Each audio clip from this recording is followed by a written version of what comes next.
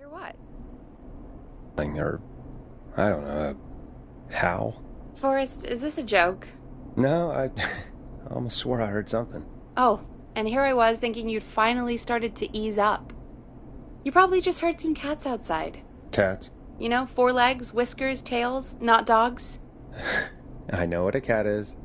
But I mean, does Gallows Creek have a stray cat problem or something? Not since the rats moved in. Anyway, you ready to do the pre-flight checks? Seriously? Do we have to do these checks every time? And do you have to call them that? Reggie pays us to check the equipment before each show, and he pays us to call it a pre-flight check. But if you're sure you don't want to... Let's just get started. I know how this goes. Okay, Big Shot. Any technical failures tonight are on your head. Now, let's get the show started. After your introduction, our first segment is Guess That Scream. I thought that was a joke. Nope, and don't blame me for this one. It's Reggie all the way, and he demands we do it tonight. Okay, you're live in 3, 2... 189.16. Good evening, Gallows Creek. This is your host, Forrest Nash, and you're listening to 189.16, The Scream. Before we start taking your calls tonight on Gallows Creek's only late-night phone-in talk show, I need to let you know about a special competition we have for you this evening. Guess That Scream. This is actually one of the station manager's better ideas. Here's how it works. I'm gonna play you a scream, then you call and guess that scream. We need you to guess why they're screaming. Did they stub their toe, saw off a finger, or discover the corpse of a loved one? That's good. Now, Forrest, hit them with the tape. We'll play that scream in just a second. Listen close, and then call in to guess that scream. Peggy, what do you mean, play the tape? I used to have a tape guy do that for me. You're not in Chicago anymore, Forrest. Here in Gallows Creek, you get to be your own tape guy. Come on, I gave it to you yesterday. Forrest, you do have the tape right. You knew we were doing this tonight. Peggy, let's be real. Guess That Scream is a terrible idea. No, I don't have the tape. It may be a stupid idea, but that doesn't mean it can't be fun. We're going to need a scream tonight, Forrest, and you're the one at the mic, so... I used to go out all across America, and now I'm just screaming into a mic in a backwater town. Jesus. Come on, Forrest, just do it. That's enough dead air already. Just think of a scream and let it rip. Oh, God. Sorry about that. I'm back. Had to step away there for a second. Listen close, and then call in to guess that scream. Well,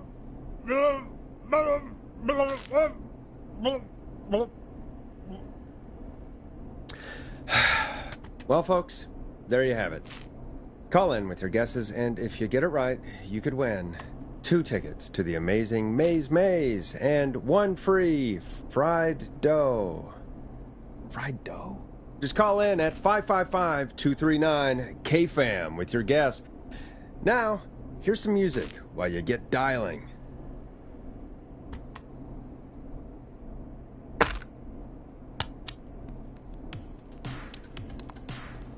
Oh, God, Forrest, that was amazing.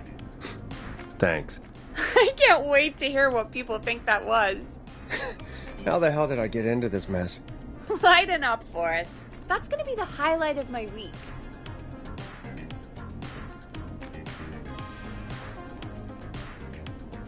Oh, Forrest, there's a call coming in. Okay, Forrest, shut the music off. Welcome to 189.16, The Scream. Caller, you're talking to Forrest Nash. What's going on with you tonight? Forrest, thank God I made it through. My name is Leslie Harper. I'm the 911 operator and police dispatcher for Gallows Creek.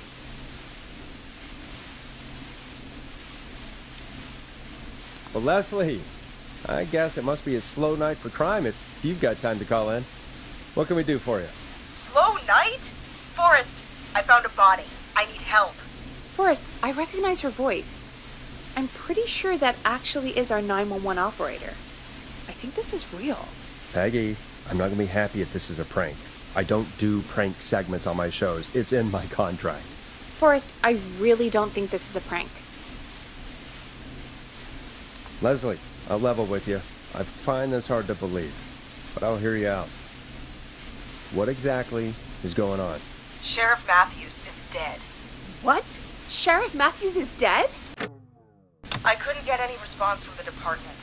That's never happened before, so I came to the station and I found him. Oh, God, poor Sheriff Matthews. Do you know what happened to him? Someone got him. Someone got up very close and I really don't want to say what they did to him. Did he fight back? I don't know. I think he tried. He's surrounded by bullet casings. I think he tried to shoot at whoever it was, but I don't understand. Where are the other officers? Do they know? Have they secured the scene or whatever cops are supposed to do? no. I checked everywhere. Deputy Martinez is here, but she's knocked out, tied up, and locked in a holding cell. I called you right after I found her. God. Wait. Please don't tell me that this hick town only has 2 cops. Don't be ridiculous. We have 3, but Officer Gunderson is on leave in Cancun. Leslie, do you have any idea who could have done this? Not a clue. I didn't see anything on my way over. Leslie, you need to call over to Henderson or Quiet Ridge. They need to send someone over from their department. I tried, but I can't call anything but local numbers. Something's wrong. I'll have to go there myself, let them know what's going on, and bring help back with me. But if you leave while there's a murderer on the loose, who's gonna man the emergency line? That's why I called. Forrest, I've routed all 911 calls to come in to you. You can count on me. I'll do what I can. Thank you, Forrest. You're the only person with experience manning a phone line around here. You're the only person equipped for the job. Besides, there are lots of transferable skills between the two. It's like an interview. You ask questions to get information you can use. Keep people talking, you know? Guide the conversation and know when to jump in. You do know that I'm so good at interviews, they sent me from Chicago to Gallows Creek, right? So I've heard. But that doesn't matter. And besides, there are 2 of you. You can talk to each other, discuss ideas, work together. Hell, let's have some on-the-job training right now. I have an emergency. I need to get an unconscious Deputy Martinez out of that holding cell. It looks like whoever attacked her threw the keys into the cell after they locked the door. Is there any way you can reach the keys? No. There aren't any bars to the cell, and the door itself only has a food tray slot. And that's too narrow for me to reach through. There's gotta be another way in. There's got to be another set of keys somewhere in that office. Those can't be the only one. Of course. Yes, there must be another set. Where might another set be? Maybe Sheriff Matthews had a set of keys on him when he... I couldn't see any at a glance, but I didn't really look up close. 1 second. Oh, I think I might be sick. Sorry, Sheriff. I'm just gonna turn you over and... Oh. Please don't stare at me. Oh, wait. That might be them. I think I got the cell keys. Looks like Sheriff Matthews might have saved his deputy. Do the keys work? They do. Give me a minute to untie Deputy Martinez. I'll be right back. So far, so good, I suppose. How are you feeling, Forrest? Yeah, that seemed to go okay. Maybe Leslie was right. Maybe we can handle this 911 business. That's the spirit, Forrest. I think you're right. Though I have to say, well, I really hope this is the only call like this we get. Same. Come on, Martinez. There we go. Just gonna sit you in your office chair. We'll head to my car in a minute. I'm back. Deputy Martinez is still out cold. I'm taking her in the car with me to get help in Henderson. If the killer came back now, Martinez would be a sitting duck. That's a good idea. We don't want to take any risks right now. Thank you, Forrest. You and Peggy just worked together like you did earlier. You can do this. Now I'll be back as soon as I... What? My car! My car is on fire! What do you mean it's on fire? How the hell? Did it just go up in smoke? What happened? Wait. What? No way. This can't... Well, Forrest, we have big trouble. What's happening? What's that noise? It sounds like whistling? Whistling? It can't be. Oh my god. I can see him, but he's dead, right? Right? With that mask, how the hell is he? Who, Leslie? Who? The Whistling Man! The Whistling Man? Who's the Whistling Man? He was a serial killer back in the 50s, wore that mask. But he's dead! He's... What the hell? Oh, God. Do you think he attacked Sheriff Matthews and Deputy Martinez? He's coming this way. Leslie, stay inside and lock the doors. Right. Shit, we need a new plan. My car's torched. We need to think. There should be police cruisers at the sheriff's office, right? Like, you should take one of those. Yeah, that could work. Let me check if Martinez has any...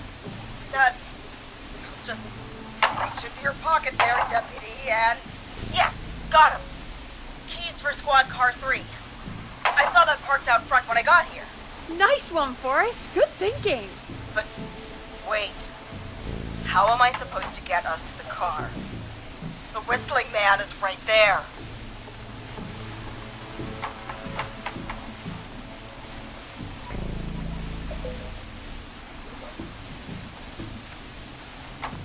The sheriff must have a gun, right? Can you see it?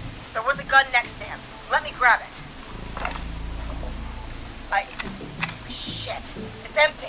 He must have emptied it trying to defend himself.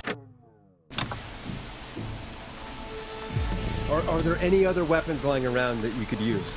I didn't see anything earlier. Let me check Deputy Martinez's belt.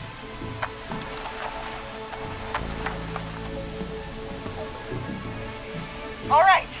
It looks like the Whistling Man left her with a baton, pepper spray, and taser. I can only hold one if I'm carrying Deputy Martinez. Which should I take? I mean, it's gotta be the taser, right? Got it. I'm just going to grab Deputy Martinez and then... Wait. Do you hear that? Yes, but just to make sure we mean the same thing, what do you hear? The knocking stopped. Everything's gone really quiet. Be careful. I don't like it. Me neither. But it's an opening, and I've got to take it. Okay, Deputy Martinez, if you can hear me, it's time to move. Just lean on me. Yep. There you go. Are you sure about this, Leslie? No time like the present, right? So, here we go. Again, you're hooked into dispatch now, so I should be able to radio you when I reach the car. If I reach it. Speak to you soon. Good luck, Leslie. That's one brave woman. God, I hope she makes it through this. You know, I've got to say, this really wasn't what I expected when I came into work today. Well, they always say you have to be ready for everything in live radio. Oh, I think we've got Leslie back on the line.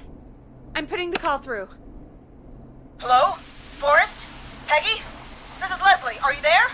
Over. Hello, Leslie! So I guess you made it to the car then. We did.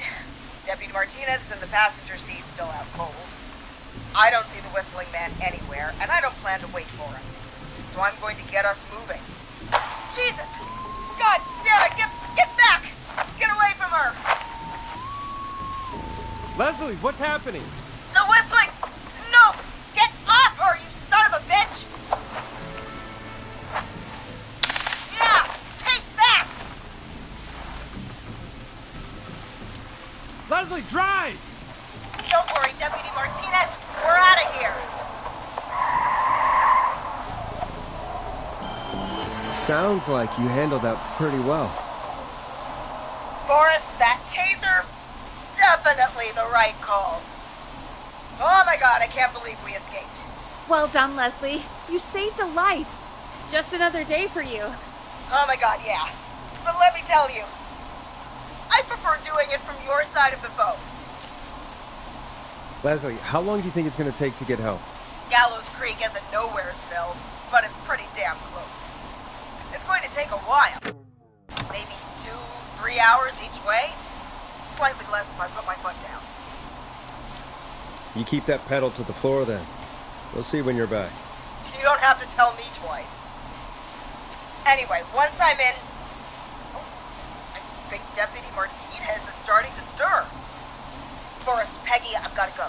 I'll be out of range soon, but I'll radio back as soon as I can once I got the cavalry. Take care, Leslie. Be safe out there. Good luck, Leslie. Feel better soon, Deputy Martinez.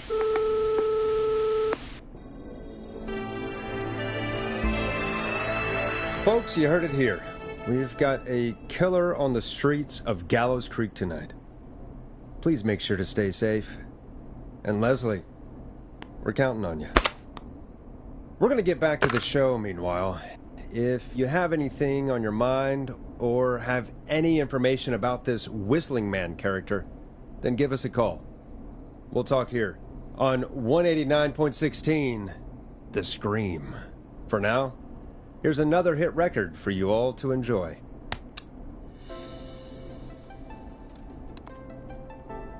This is not what I signed up for, Peggy. This is actually insane. Did she really say it's going to take her 4 hours? This guy's going to kill half the town in 4 hours. Forrest, that's not helpful. I know, I just... Who is this Whistling Man character anyway? He was a serial killer back in the 50s. Edward Marshall Mooney. Went around in a freaky mask, whistling, and killed about a dozen folks in Gallows Creek. No reason for it. No motive. He just did. And he's come back tonight? Probably not. Police chased him up to Ellis Point one night. We call it Whistling Point now. And it was, well, it was on this night actually. The police cornered him and he jumped into the river. His body was never found. So is he alive? Dead? I mean, what's the story? Story is he's biding his time, waiting to take revenge on the town. All right, that's the story. But what's the truth? Other than we have a whistling killer on our hands tonight, I don't know. All right. Copycat or ghost killer, I guess we'll do our best. That's the spirit! At least we got the word out, I guess. What kind of listening figures do we get at this time? On a Thursday after midnight? Could be around 35? 35? Isn't 3,500? Huh. I didn't realize Gallows Creek was that large. No, 35 people. At best. 35 at best? 35, yeah. It's a school night. And what's the population of Gallows Creek? I don't know exactly. A little over 1,000? Oh. How many did you get before? You know. Before my career exploded and I ended up on a midnight hour talk show in the town of 1,000 people? Yeah, before that. Around 5 for most shows on the low end. Big gas could pump that up to 10, 15, easy. 5,000 on the low end? We could only dream of that. 5 million. million? Yeah, sometimes that's just the way it goes. At least the Whistling Man hasn't killed me yet, I guess. Yeah, I guess we're gonna learn a lot about perspective tonight, huh? Oh, we have a call coming in. Take it when you're ready. Time to turn the music off. Hello, caller. You're live on 189.16, The Scream. Is everything, all right?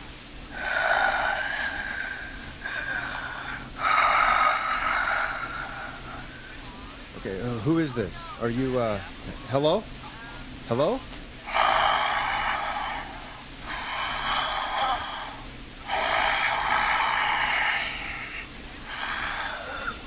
Okay, what's your name and why are you calling in?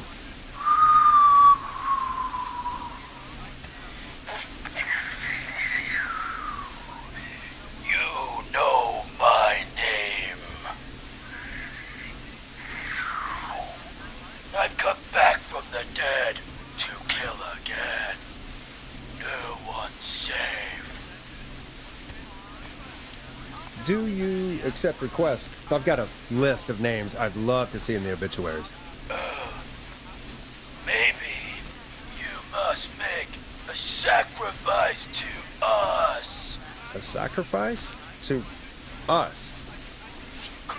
I mean, me. We want cheese-dusted pretzels. I want cheese-dusted pretzels. Or I'll cut your face off. Goddamn kids. I'm cutting them off. Yeah, cut him off.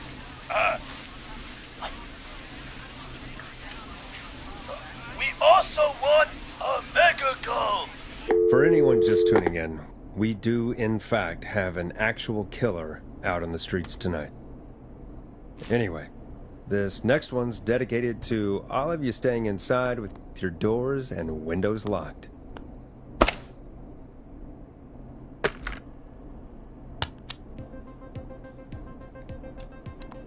Peggy, the hell was that? Kids pretending to be a killer who right now is stalking the town? It's a thing. A thing? Oh, kids around here.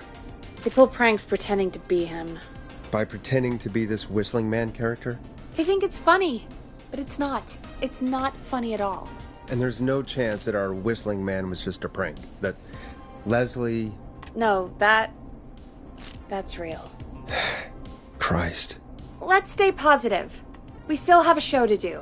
We already have another caller on the line. All right. Let's do this. Hello, caller. You're live on The Scream with me, Forrest Nash. What? I dialed 911. I need the sheriff right away. Okay, right. Well, I'm filling in for 911 tonight. What's your name and what's your trouble? My name is Sandra Sharp, and I need the cops now. I'm sorry, but the cops aren't coming.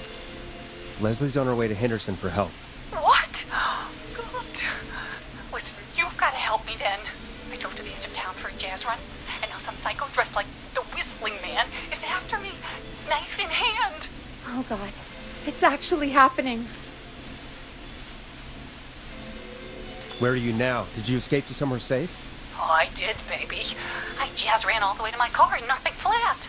But I dropped my keys somewhere along the way. I never locked the doors. I've got a place to hide, but I can't get moving.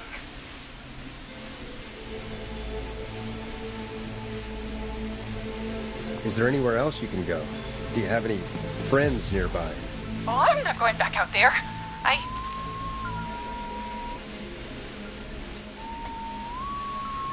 Oh, shoot. Oh, he's back. Look, I don't know anything about cars, but I gotta start this engine without the keys, and you're gonna have to help me. Wait, I don't...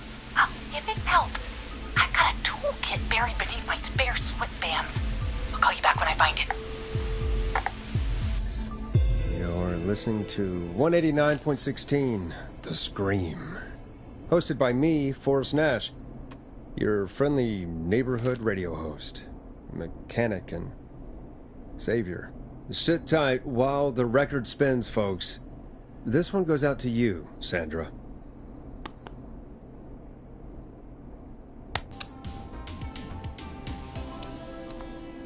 Doesn't the station have a show about cars? The Tamora twins or something? Timberline Twins Talk Motors. Yeah. You know they're not even brothers. Really? They look the same, though. I know, but they're not even related. It's weird. I asked them about it once, and they got really sweaty and defensive. Anyway, go see what you can find. The offices are out the door and down the hall.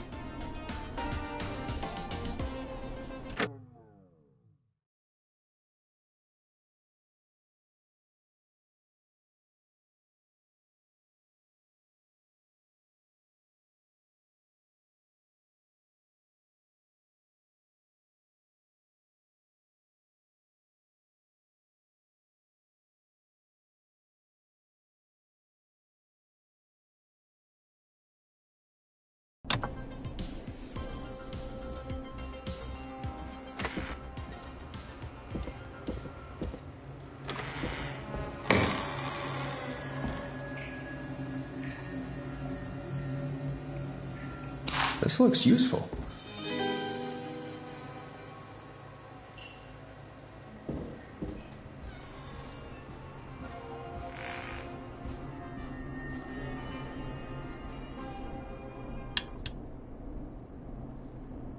You find anything? Yeah, I found a magazine about hot wiring cars. Well, that sounds perfect. Caller on line 1. Thanks, Peggy. We're back with 189.16, The Scream. How are you holding up, Sandra? The creep's looking through the parking lot trying to find me. But I've got my tools, and I'm ready to get this hunk of junk moving. How do we start this baby?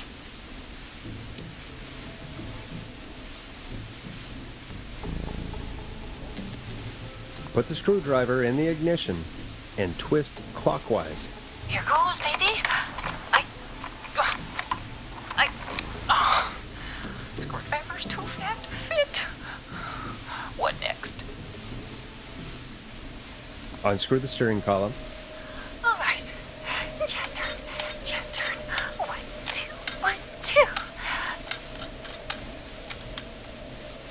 God. How long are these screws? Okay. Cover's off. Okay. There's a bunch of wires down here all paired up and... Oh, God, my heart is pumping. Tell me exactly what you see. Okay, we can do this. There's a red wire, a blue wire, a yellow wire, a green wire, and a brown wire. What's the serial number on the steering column? The number is 576-894-320.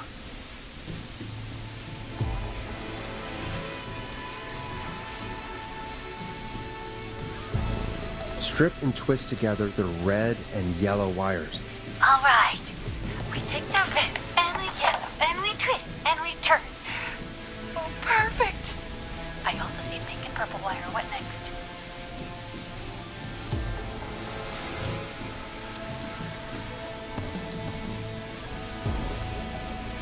Strip the purple wire and brush against the twisted wires. Okay. We strip and we brush and... Buddy! Fantastic work, baby! Anytime you want to come down to the jazz studio, you get in for free! I almost can't believe it, but we did it. Nice work, Forrest. I bet Sandra is positively jazzed that you answered her call. You bet I am, baby!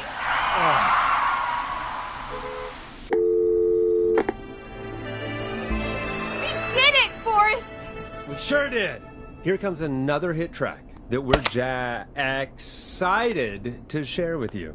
And remember, if you're also having car troubles, then tune in to Timberline Twins Talk Motors here on 189.16, Monday to Friday at 5. Take it away, Forrest. I still can't believe this is happening. Right? Like Gallows Creek didn't already have enough to worry about? What do you mean? Gallows Creek is a miserable place to live. Really? Miserable? It's nothing personal, Peggy, but it's not Chicago. Or, hell, it's not really anywhere. Well, I like it here. People are polite and, friendly, usually, if you get to know them. Come on, there must be something you like about this place. I guess some folks have been okay. You're not terrible, after a while. Not terrible after a while? High praise coming from Forrest Nash. You know what I mean, Peggy. I do. It's Forrest Nash for I think you're swell. Anyway, I hope the killer is done for the night, and that Leslie gets back soon. Me too. Can we at least call off that stupid Guess the Scream contest now? Yeah, that'd probably be a good idea.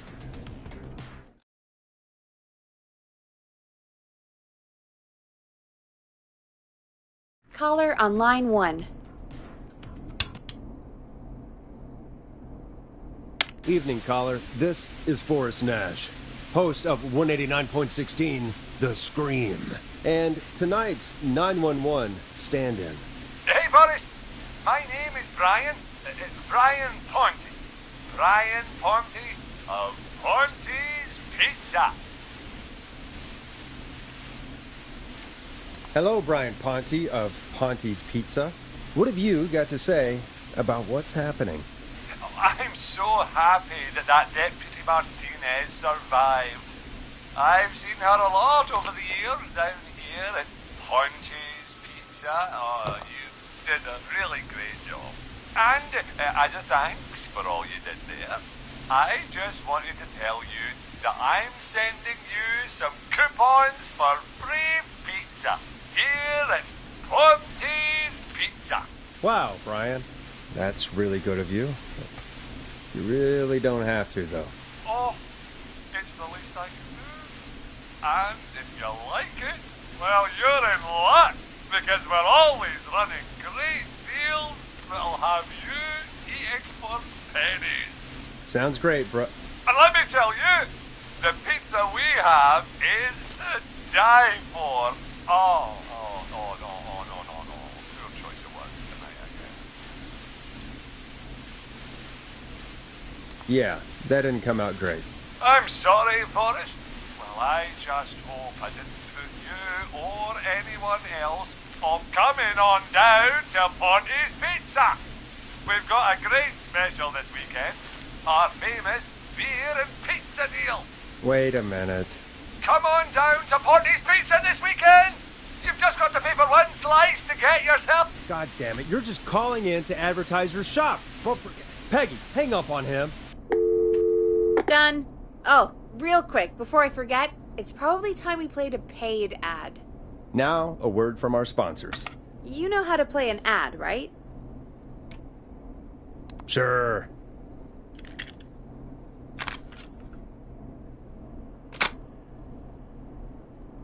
Done. The world-famous annual Gallows Creek Harvest Festival is back!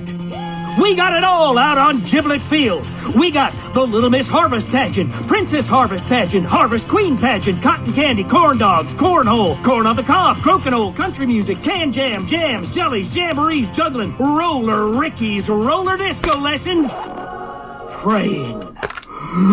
We got baby crawling, balloon popping, balloons for sale, beard contest, horseshoes, hayride, hay toss, hey you there, safe donkeys and ponies, apple bobbing, firearm, fireworks, funnel cakes, fried dough, seed spitting, sand licking, cracker cramming, and cat shop.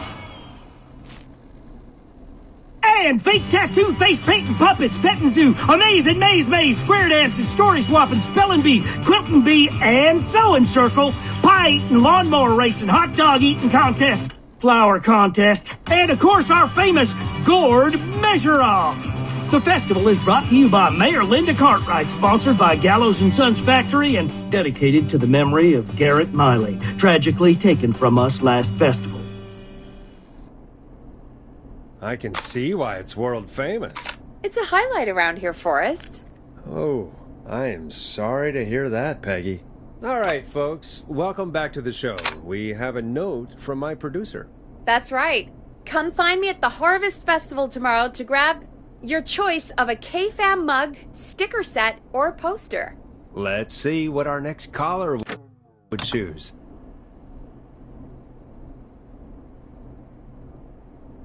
Welcome to The Scream with me, Forrest Nash.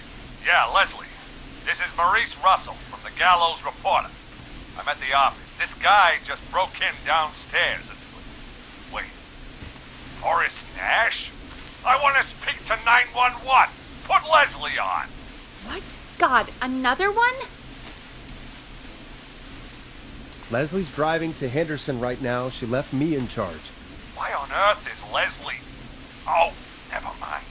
Just put me on with Sheriff Matthews. Sheriff Matthews is dead.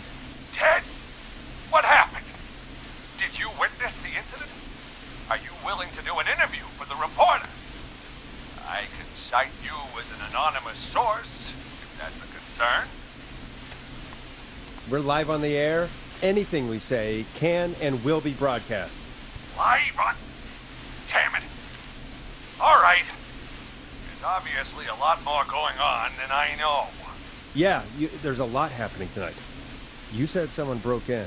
That's nothing to get worked up about. Some idiot kid just broke in, dressed as the Whistling Man. Teens. They get worse every year. This punk wasn't even a disappointing twinkle in his daddy's eye when Edward Marshall Mooney stalked the town. But I was there. I covered it. You don't understand. That's not a prankster. That's the Whistling Man. Of course it's not. It's a stupid kid. Every year this happens. They think it's funny. Not a big deal, old man. But they didn't live through the terror 30 years ago. Anyway, I know for a fact Edward Marshall Mooney is dead. I don't know who I'm looking at on the security monitor. But if he killed Sheriff Matthews... Where are you now? I'm in the boardroom, upstairs. We got security cameras all around the building. You can watch them on any TV set here. And there's a set in the boardroom. Maurice, is there any way you can get out of there? I sure as shit hope so, kid. But I'm not sure how I'm going to do it. That crash you heard was him tipping over my filing cabinets. He's blocking the stairs. I'm guessing the stairs are the only way out? That's right. And it would take me a good few minutes to move those cabinets. We need to do something. But what? All we can do from here is... Forrest, I think I've got it. Why don't we call the killer? They'd have a bunch of phones set up across the office, right? In different rooms, with different extensions? So we call one of them. Draw the killer away. It's time. That could work. Exactly. It's worth a shot. I can hear you, you know. The son of a bitch hasn't killed me yet. Sorry, Maurice. Peggy and I were just trying to figure out... You realize how stupid that plan sounds, right? For that to be successful, you're gonna need every phone extension. Plus, a plan of the entire office floor. All delivered while the killer is en route. I've got it. And thank God I've always been cool under pressure. Don't go anywhere.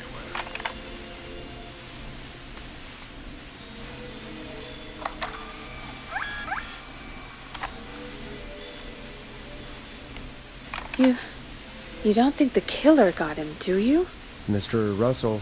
I'm here. Freak's going to be here any second, too. Go check your fax machine. Don't let me down.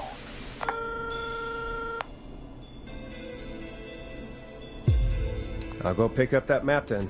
Go, Forrest! The fax machine's in the office on the other side of the hall. Thanks, Peggy. Be right back. Okay, go to the office on the other end of the hall. Grab the fax from the machine. Easy. This must be it.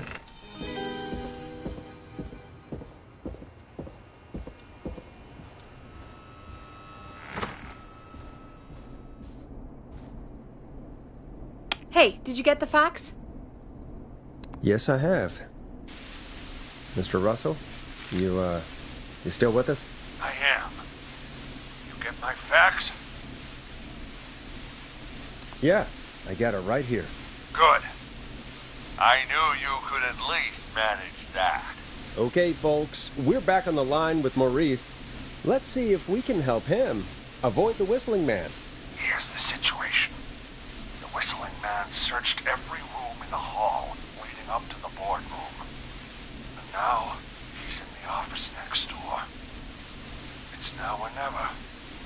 This plan of yours better work. I'm ready on my end, Forrest.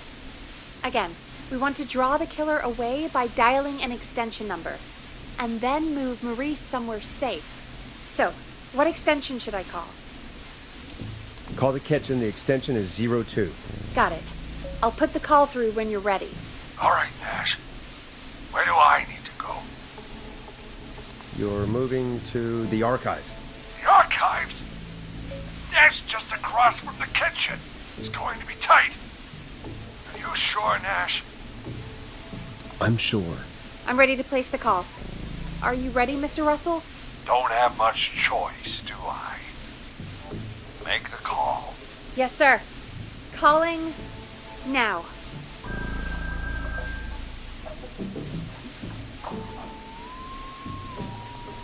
I can't believe it. He's actually heading to the kitchen. It was all Peggy's idea. Credit goes to her. Don't mention it. The coast is clear. I'm shutting off the TV so he won't see me on the security cameras. Then, making my move. I'll call when I get there. Do you think he'll make it okay? I'm sure he'll be fine. But now what do we do? We gotta find some way for him to get past that barricade. What do you mean? I don't think calling the Whistling Man is gonna buy Maurice enough time to move those cabinets.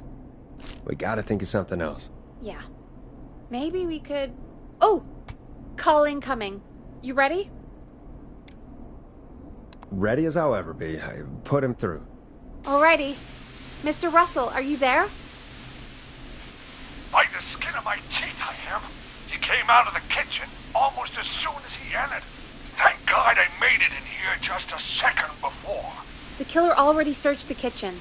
He probably didn't have to look around much. Did he see you? Are you safe for now? He didn't see me, no. Let me just check the security cameras to see where he went. Looks like he's heading towards the cubicles. We have enough intern desks to keep him busy for a little while. I'm not out of the woods yet, though. Right, let's review where we are. So, the only way out is by the stairs, which the Whistling Man has blocked with furniture. Exactly. I can move the furniture out of the way. Not quickly or quietly. Could you lock him in a room? That'd probably buy you time enough, right? Maybe. The damn fire regulations say every door in the office has to unlock from the inside. He'd be able to get out just as soon as... Wait, no, I got it. The secret archive through my office, where we keep our most sensitive records. Ooh, a secret archive? Reggie would love that. What have you got back there? Juicy secrets about outer space?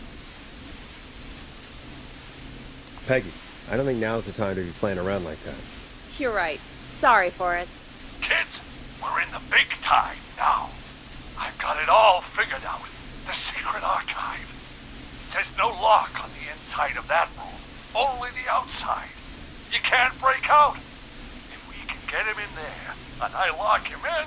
We can catch the son of a gun. Exactly. Oh my God. Forrest, we might be able to end the nightmare right here. So should I call the secret archive then? You can't. The archive is a room for secrets, not gossip. So we don't have a phone in there. Oh, we're gonna need to change it up then. Any ideas, Forrest? Maybe we could use a radio. There's no radio in the secret archives. Are there no radios at your offices? I don't have one in my office, but What is it? our sports reporter, Hopkins, he has a little portable radio he never turns off when he's here.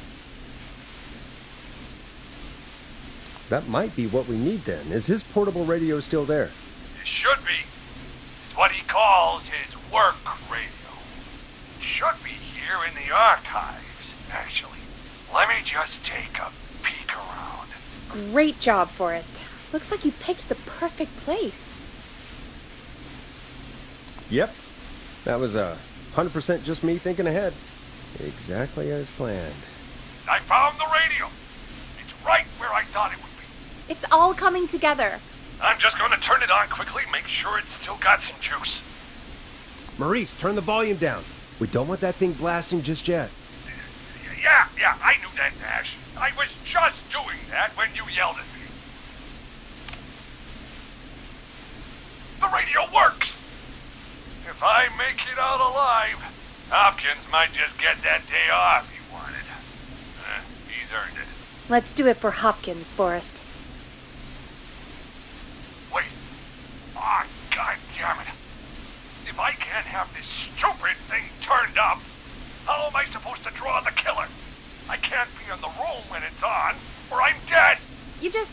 Oh, that's a good point. But wait, we're the radio. We can just be quiet until you're ready. If you can do that, then... Yeah, sure. 189.16. I know that's your station number. But a good editor always double checks. Can you confirm that?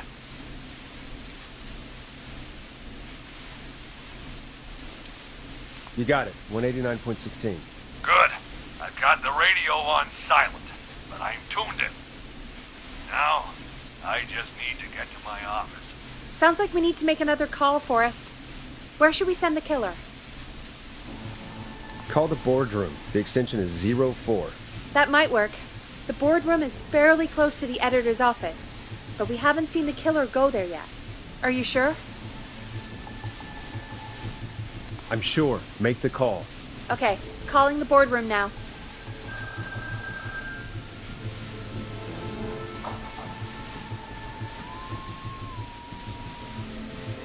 He's on the move. I'll call you guys from my office in a second. Looks like we're almost through this nightmare. Any idea what you'll say to draw the killer in? I'm gonna do my best impersonation of Maurice. I think that'll draw the killer in. What's your Mr. Russell impression? I think I gave that masked freak the slip. What a great plan this is, pal! I'll give you an A for effort. Ooh, call coming in. Here we go. I'm here. The radio's set up in the secret archive. Just give me the signal, and I'll turn it all the way up. Where will you hide in the meantime? Good question. It's under my desk, but you can see under it. I've got a big cabinet, but that'll take me a second to get into. Anywhere else? Not really. There's the secret archive itself, but that's where the killer's going. I could try the cubicles, but they're pretty far away. Your judgment has kept me alive so far, Nash. What do you reckon? Hide in your cabinet. All right. Well, this is it. I'm going to go turn the radio up to full blast now. Don't say anything until I've had time to hide. You got it? We know the plan. You can trust us. Here we go.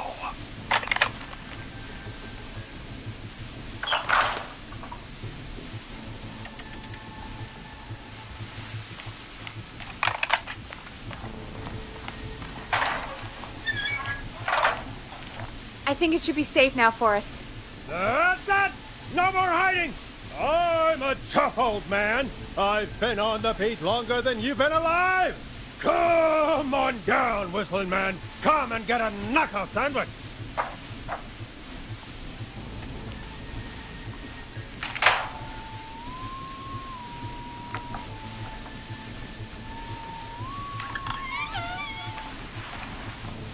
Listeners, this is Forrest Nash of 189.16, The Scream. And if you've just tuned in... See you in hell, kid! We've just locked up the Whistling Man. Forrest, you beautiful bastard! I can't believe that actually worked! If I'm being honest, I can't believe it either. Thank God it's over. I'll be off now. Gotta get out of here. Write up a few notes. Call a few friends.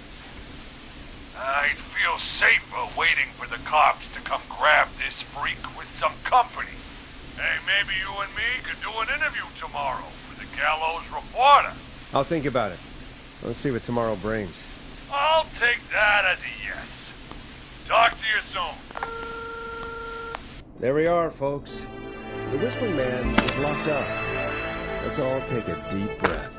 And play some killer tunes.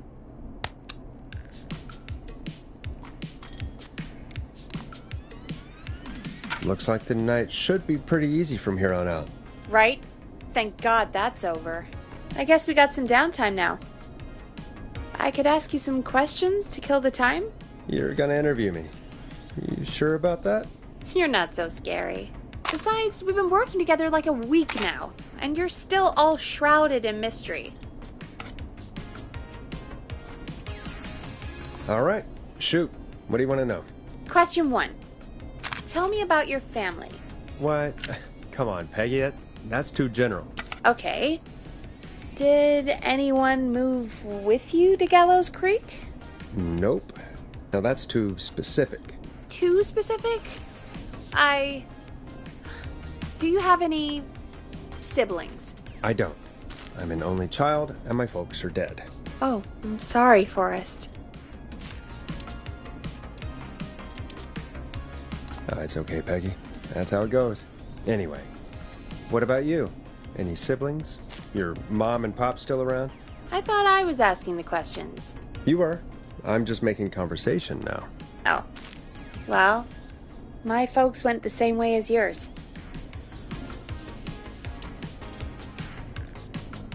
Oh. Yeah. My dad walked out when I was about 13. He'd been a wreck for a while. Then he got himself into a wreck, and, well, that was Dad. Mom didn't take it well. She remarried pretty quick after that. She wanted to forget Dad so bad, she even made me take my stepdad's last name. So I'm Peggy Weaver now. Anyway, Mr. Weaver got sick one day, and my mom didn't last long after he went. I'm sorry to hear that, Peg. Don't call me Peg. Yeah, sorry. I was just trying to be... It's okay, I know. I'm sorry. I'm defensive about that name. Any siblings? Funny you mention that now. No. Not anymore. I had a sister, but I haven't seen her since before my dad. Hold on. Someone just rang the door buzzer. What on earth could someone want at this hour? I don't know. Do you want to go check it out? Me? You sure you don't want to go? I can't leave the booth while we're on air. One of Reggie's K-Fam regulations. I'll pass you the key to the stairs.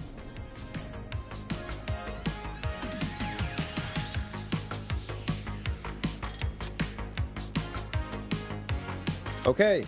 Down to the first floor, then check the door.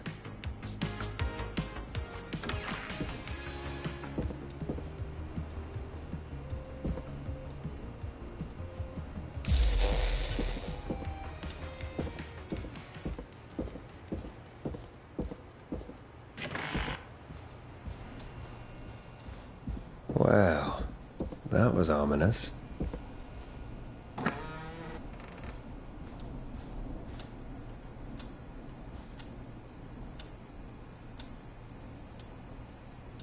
Nice. New music to play. A tape. Play on air.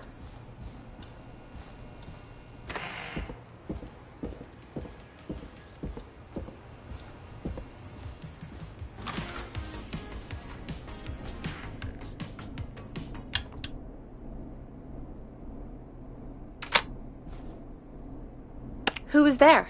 I didn't see who it was. Are they still out there? No. They left as soon as I went down there. They pushed a cassette through the door. It says, "Play me on air." All right. Put it on, I guess.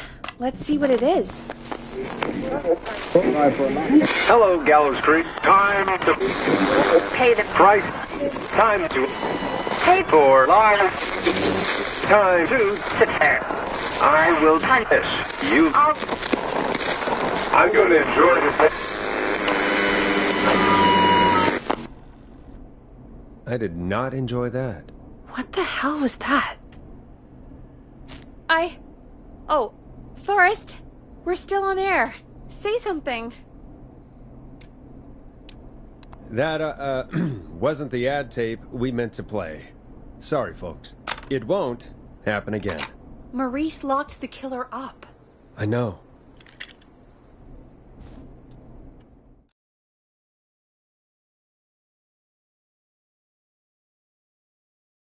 Hey, we had a call come in. Caller, you're on 189.16, The Scream, with... Ash! Shut up and listen to me! Mr. Russell? What's wrong? Are you okay? I said listen! He's gone! The whistling man is gone! God damn it, I thought you locked him up. What's going on? Damned if I know, Nash! Mr. Russell, where are you now? What happened? Well, after our call, I cleared the stairs and went home. I phoned some buddies. We came back here to keep watch. Then what happened? I'm getting to that. We came back here. Door was shut, just as I left it. We had a couple of drinks, and, well, there was a bunch of us, and we were all armed. They thought we could teach the freak a lesson before the cops got him. I don't blame you. I would have been tempted to do the same. Have you both got a screw loose? You know what the Whistling Man's done tonight. This was not my idea. The guys just grabbed their weapons and unlocked the door. I braced myself and... Then nothing. The room was empty. The door was still locked. How the hell did he get out? Are you sure it was still locked? I'm telling you, it was locked. No way out of there. None. Maybe. I mean, I know it's crazy, but if he's back from the dead, then... Don't be ridiculous, Peggy. It would explain things. I mean, how do we know he's not? There's no way. Oh, did you say something, Maurice? Baloney. I said baloney. Look, I don't want anything more to do with this. I'm clearing out of Dodge. And I recommend you and everyone listening do the same. He seems really spooked. Wouldn't you be if you got attacked by a serial killer who turned out to be a demonic spirit? He's not a demon, Peggy. Yeah, you're probably right. But what do we do now?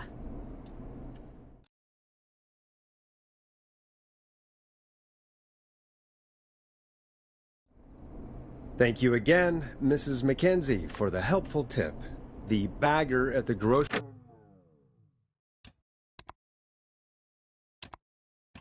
store cannot whistle. We'll remove her from the suspect list. Let's go to a break. I need you for a second. All right, folks. We need to take a quick break. This one's for all those folks out there keeping the hatches battened.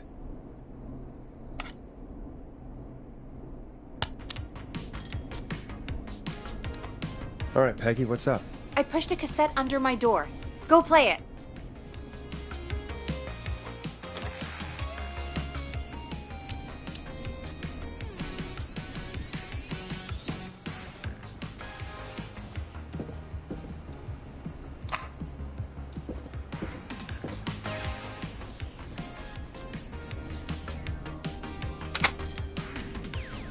Or try your call again. Straight to voicemail? My God. Are there any professionals at KFAM? This is Gina Franklin. I'm calling because your backwater station has not honored our agreement. we gave you Mr. Snatcher's newest single, the kind of honor you've never had and probably never will again. And we've still not received any information about when you're fitting it into your busy programming. I'll be frank, I didn't want you as part of this debut, but Mr. Snatcher, due to his prior friendship with Mr. Nash... Prior and current friendship, Gina. Forrest, mate, you alright? Don't worry about Gina, you know how she is. But yeah, can't wait for you to hear the new single, man. I think Final Breath is my best work yet. I really hope you and your listeners like it. And man, if you ever find your way this side of the pond, let me know. We'll have to catch up. If Final Breath isn't played on your airwaves by the end of Mr. Nash's show tonight, the next call will be much less friendly. That was Roddy Snatcher, Forrest. You know, Roddy Snatcher? Yeah, Roddy and I are old friends. I love Roddy. I Will Always Find You was my song. I wish we still had it in rotation. Oh my god, I can't believe you know Roddy Snatcher. And I can't believe you didn't tell me he sent you his new single. We have to play Final Breath. Where is it? I found it earlier, hidden away at reception. Ugh, why didn't Barbara say anything? I mean, well, if that fiasco last Friday about the missing Knife and Easy track is any indication, folks at KFAM aren't against hoarding station music for personal use. I think we're still missing a few tracks, actually. Well, we have it now. Let's put it on. Gallows Creek. I'm pleased to say we're in for a much-needed treat. Up next, courtesy of the British sensation himself, is a track you won't hear everywhere. Here's Final Breath by Roddy Snatcher. Wow. God, Roddy's the best. He is. And more importantly, we should be safe from the worst of Gina Franklin.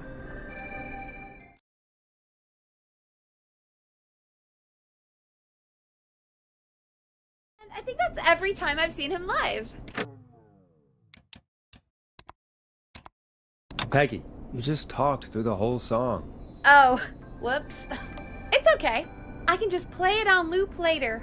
Oh, shoot. I just noticed we have a caller waiting. I really hope it's nothing serious. Evening, caller. This is Forrest Nash, host of 189.16, The Scream. And tonight's 911 stand-in. This is Murphy! Hello, Murphy. What have you got for us tonight? Two things, Forrest. First, happy birthday to my son, Fernando. He's 3 today, and man, being his daddy has changed my life. I've learned how to live, how to laugh, most importantly, how to love. Aw, happy birthday, Fernando. Happy birthday, Fernando. Thanks. And now, my other thing. I'm putting the word out to this so-called killer. You think you're tough, huh? Big man with a big knife, huh? Ruben, come face me, a true warrior at the Gallows Waste Disposal Plant. Guess what? This is a bad idea, Murphy. I got all the tapes in Master Robbie's dojo series. So get ready, whistling man. You just let loose the junkyard dog.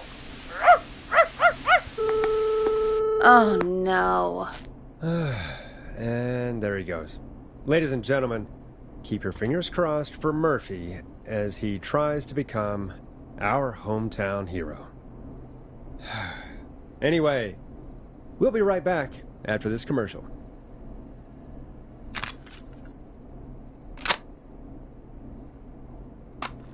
Teddy Gallows Jr. is a family man, a devout Christian, and a proud patriot.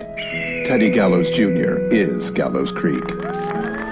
Like his father and all his fathers before him, Teddy Gallows Jr. has worked hard to create jobs, improve infrastructure, and make Gallows Creek a good place to raise a family.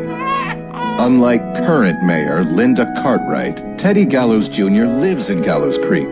He's our neighbor, and he stands with our neighbors. Like Sheriff Matthews, who, after years of keeping the peace, Mayor Cartwright is trying to force into early retirement.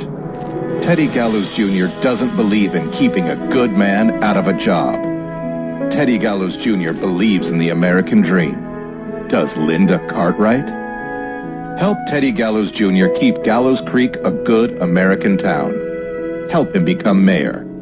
Take a swing for Gallows Creek. Vote for Teddy Gallows Jr. My name is Teddy Gallows Jr., and I approve this message. God, what a jackass. 100% grade A asshole. Linda Cartwright isn't super herself, but she's not... Yeah, we don't have any more of those ads to air tonight, do we? No, just the one. Good. I have to ask, though, take a swing for Gallows Creek? He set the home run record for Gallows Creek High. Of course. He's one of those guys. Yep, he played lots of sports back in the day, and he never lets anyone forget it. Right. Let's just get back to the show. Well, folks, hearing that reminds me that every vote matters. That ad really made me want to take a swing at Teddy Gallows. You mean take a swing for Teddy Gallows? Yeah, sure. Let's find out from our next caller who's got their vote. We got a caller. You know what to do. Hello, caller. You're live on the stream with me, Forrest Nash.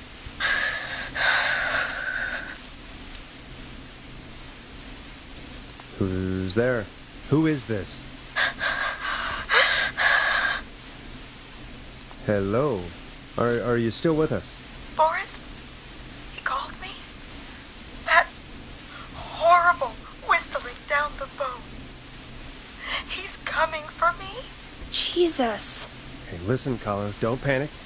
We've done this a few times now. We can help you. A few times already? So, you saved them, or? We sure did. You're in safe hands. Okay. Okay. We're gonna help you. Can you tell me your name, caller? I'm Dr. Sullivan. Virginia. Sorry. Take some deep breaths, Virginia. You're gonna be okay. Please don't let me die. I won't. Just calm down. Tell me where you are right now. What's your address? I'm... Oh, God.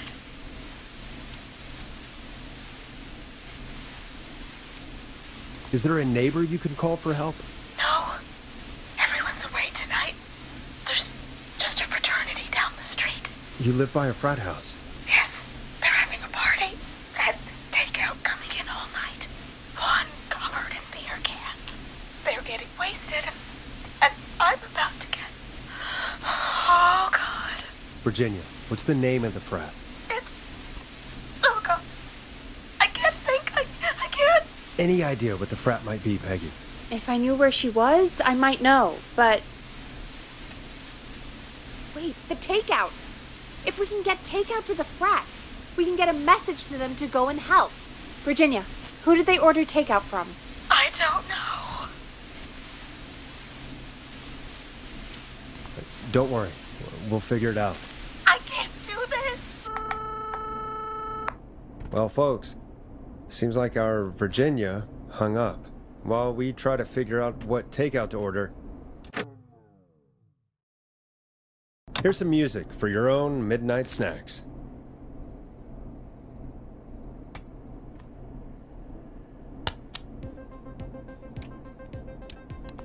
Peggy, what places do takeout in Gallows Creek? Off the top of my head? Well... There's the barbecue place, Grilling Spree, and you can order from Chalupa Cabras. Oh, and of course we have Ponte's Pizza. That's it, I think. All right. We'll call each place and ask who they deliver to tonight. That's not going to work. Takeout client privilege. What? There was a lot of competition back in the day. Things got ugly. It's a long story. But what we can do is this. We figure out where the frat boys order from, call the takeout pretending to be from the frat, place an order, and include a note asking them to call the station. There's no other way, is there? Not that I can see. Well, let's not waste any time then. That's the spirit. You got any suggestions on where to look? Check the offices for anything food related.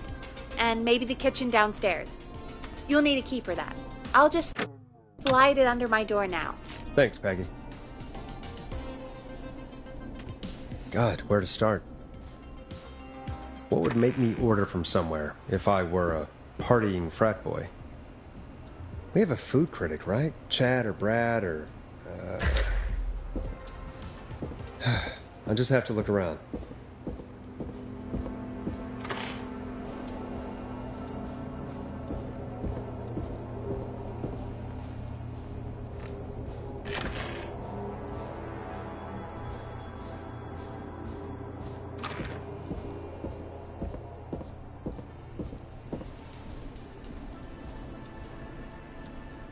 Nice. New music to play. Rooting through trash. This is a new low. Ooh. Interesting offer. I wonder how well Gallows High performed.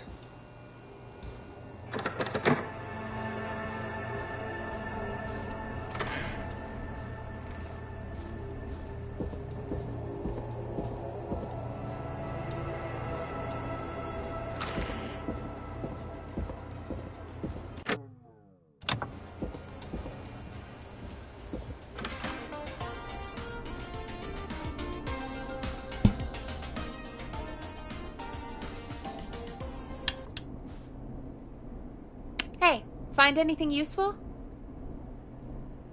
Yes, I have. That's great. Are you ready to get back on the line? Let's make the call. Okay, Forrest. What'll it be? Call Ponte's Pizza. You got it. Ponte's Pizza is on the line. Ponte's Pizza. May I take your order? Fratman calling. We're in major need of foods for dudes. May I take your order? I need some garlic bread. I need the bread. Can do. Where do you want that delivered? Same place as before, you know. The frat house. Got it. And we'll have that over to you right away. Oh, and one more thing. Can you add a note to the order that says to call K-Fam? K-Fam? Oh, consider it done. The folks at K-Fam are huge fans of Ponte's Pizza, you know. I should really call them and let them know. And now we wait. We should put a song on. Agreed. This one goes out to our delivery workers.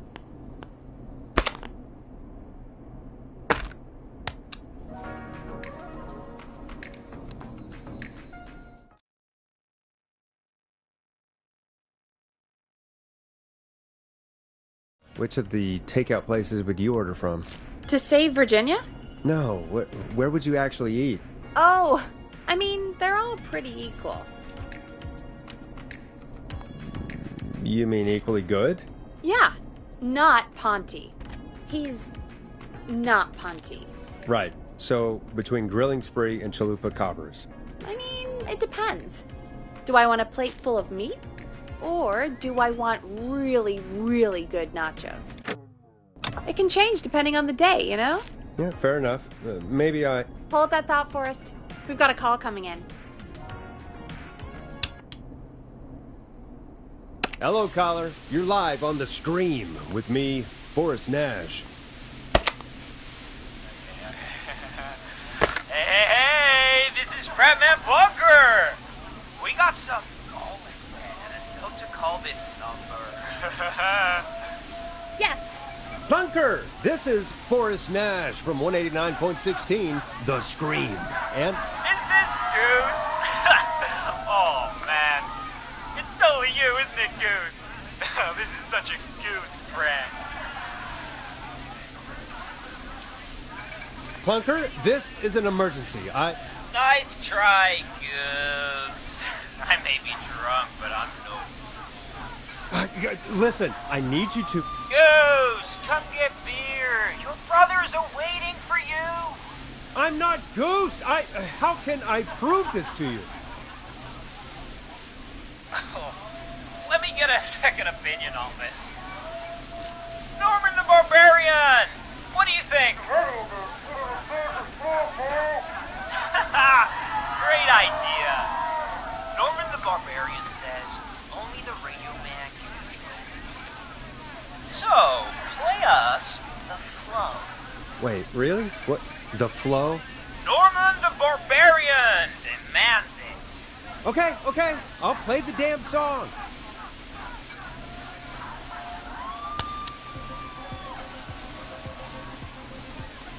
Oh, shit.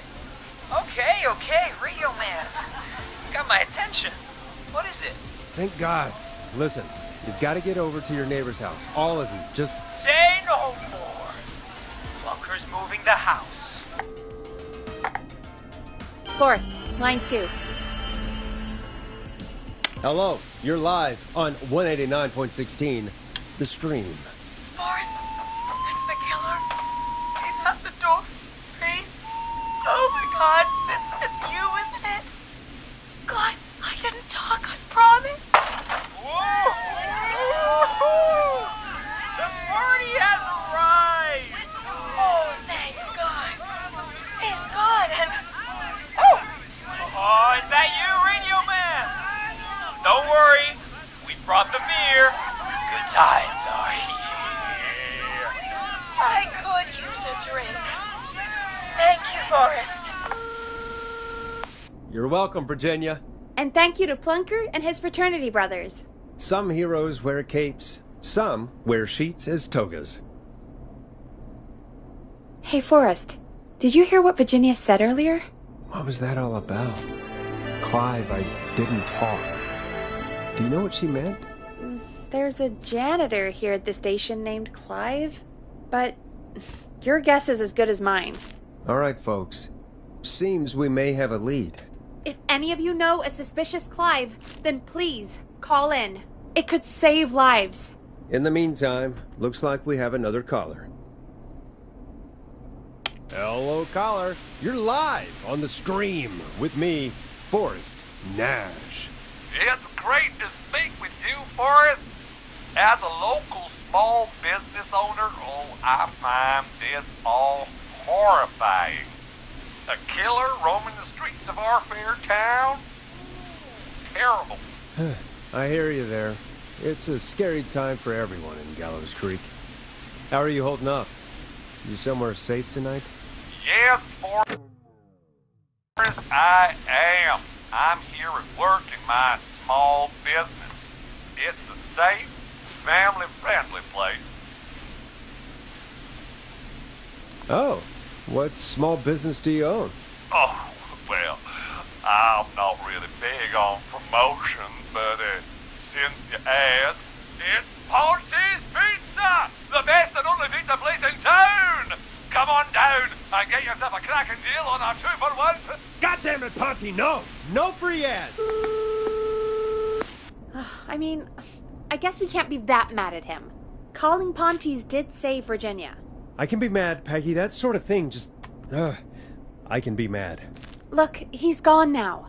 We already have somebody else on the line. Just take a deep breath and let's keep going. Evening, caller. This is Forrest Nash, host of 189.16, The Scream. And tonight's 911 stand-in. Hi. Hello? Am I on air? Sure are, caller. What's your name? And what have you got for us tonight? Name's Eugene Stein, and I've got a heart full of love, Forrest. I'm hanging out in the middle of the maze, listening to your show, looking up at the stars and waiting for her. You got a special lady coming out to see you. Yeah. Molly. We planned to get lost in the maze tonight, to take our first journey together into the love labyrinth. That's why I'm calling, actually. I thought she'd be here an hour ago. And since I've listened all night to how cool you play it, I thought you were the perfect guy to ask. Should I call her up and ask if she's coming, or wait and see? For real, kid? If you've been listening all night, do you really need to ask me? Yes, that's why I'm calling. Eugene, do you really need to ask? I'm just not sure, you know? Eugene, you really need to go home to your parents. My parents are dead, actually. But, Oh, jeez. yeah, I guess it's not the night. Hang on! I hear some rustling. I guess she came after all. Molly! I'm in the middle! It'll take a little while to get here, but, thanks again, Forrest. It's been good talking. Oh, wait a second. Molly can't whistle. No, this is supposed to be the best night of my life! Not the worst. Stay calm, Eugene. We'll get you out of this. Carm! I'm about to die a virgin! Listen, Eugene, breathe, hide, and call back in a minute. We'll get you out. I'll do it for Molly. But please, hurry. Well, listeners, while Peggy and I deliberate, here's a track for all you lovers out there.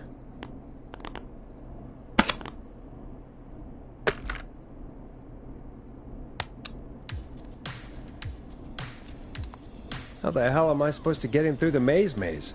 You know Barbara, our receptionist? She's a maze fanatic. Shame she isn't here.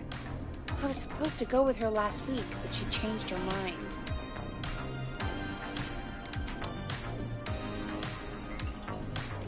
Why'd she change her mind? She went with that jerk Brad instead.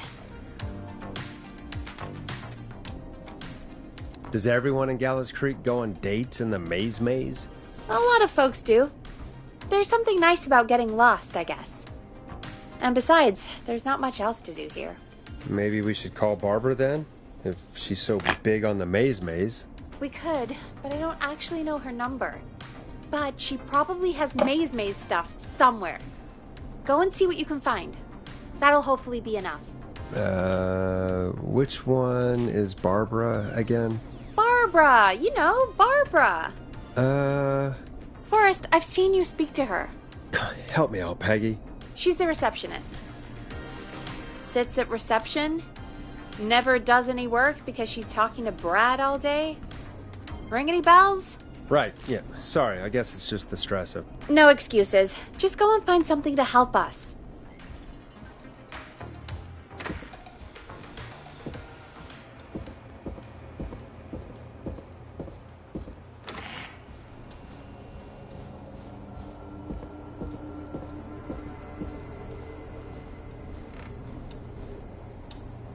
Bingo. Here's what I was looking for.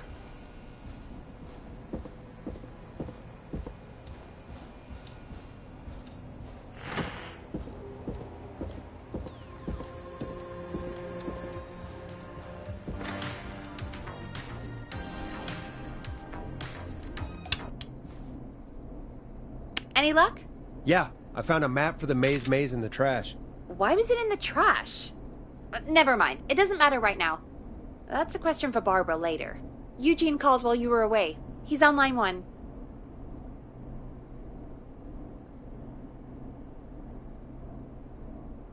Welcome back to 189.16, The Scream. I hope you lovers like that track. And I hope we can help our lover in the maze. Eugene, you're back on air. I'm lost, Forrest. I just ran and I don't know where I am. I'm at a crossroad, facing a tractor statue. There are hay bales painted gold on my right. Go left.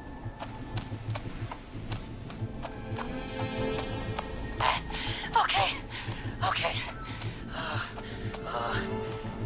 I went left, then tried a right. I have a pig statue in front of me and a creepy rocking horse on my left. Go backwards. Why didn't I just invite her over? I'm at a crossroads. There's a pitchfork statue up ahead. Which way? Go left. Oh, this wasn't how tonight was meant to go. I just wanted some love. There's a tiny barn in front of me and a scarecrow behind me. Nothing to my sides. Go right.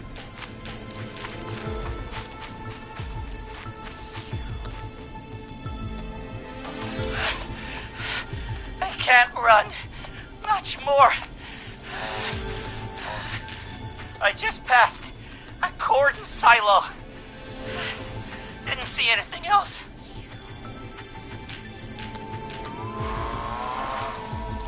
Please. Where do I go? Go right.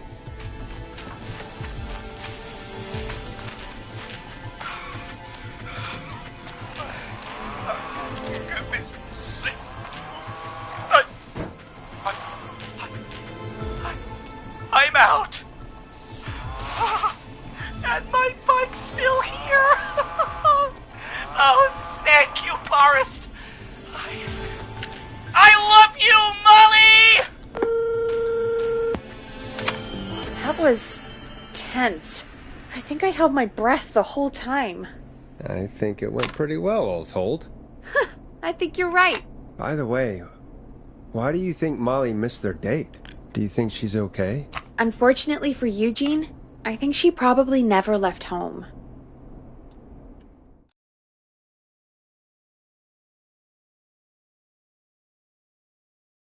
And thank you for calling in, Mr. Walton.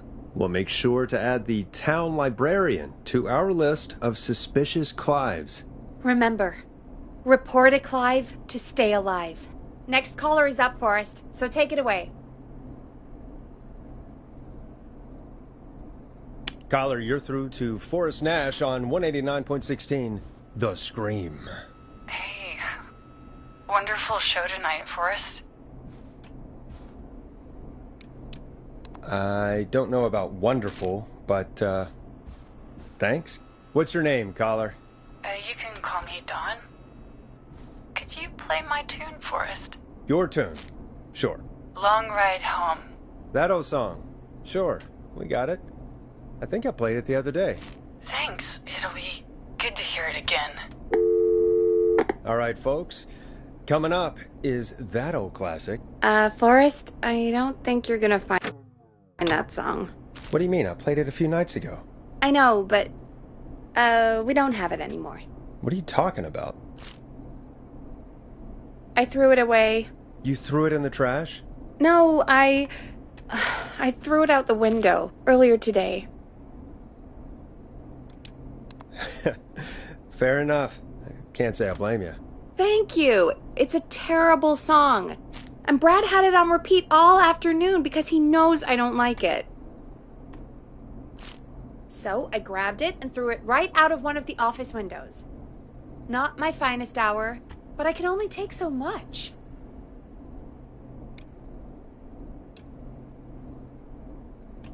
All right. So, what do we do instead then? Let's just play a different song. We've got more important things to think about anyway. Gotcha. Okay, folks. Here comes some unrequested music. Sorry about that, Dawn. Maybe try again tomorrow night. Sorry.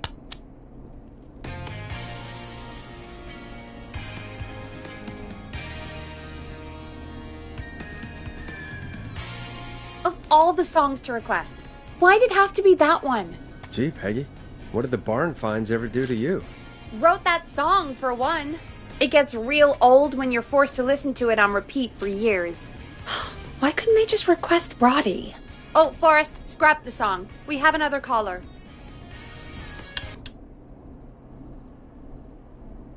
Sorry to cut the music short, folks. Callers take priority tonight. Welcome to 189.16, The Scream. This is Forrest Nash. Forrest? Oh, thank God. It's me again. Murphy! Talk to me, Murphy. What's wrong? Oh, the killer got me, man. Why did I ever trust a guy named Master Robbie? I warned you not to. Hindsight is 20/20, okay? Forrest, we need to do something. Goddamn piece of... He came to the Gallows Waste Disposal plant. Beat on me, man. Carried me inside and locked me in a dumpster. I got a flashlight, but... Oh, goddamn. I smell smoke. I think he started a fire. Hold on, Murphy. We'll call for help right now. You gotta hurry, man. I need someone here now or I'm gonna die. Peggy, get the fire department on the line. On it. All right. Now just... Come on, pick up. Hi. Yes, I'd like to report a fire over at the Gallows Waste Disposal Plant. It's an emergency. What do you mean it's not operational? Why is there no backup vehicle? Oh, god damn it! Forrest, that evil son of a bitch slashed the tires on the town's only fire engine. They can't do anything. But I have a few friends who live nearby. Maybe one of them can save Murphy. Where do they live? My friend Alex lives on the corner of Haddonfield and Romero Street, and Catherine lives on the west end of Myers Lane. And there's Jericho on the east end of Myers Lane. But he's...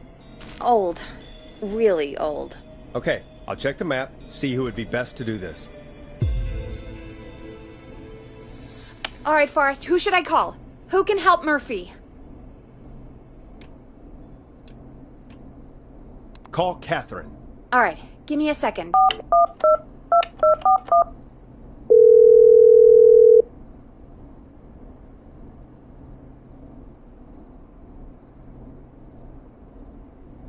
They're on the way. They'll call from the plant. You can direct them from there. Well, let's hope they get there in time.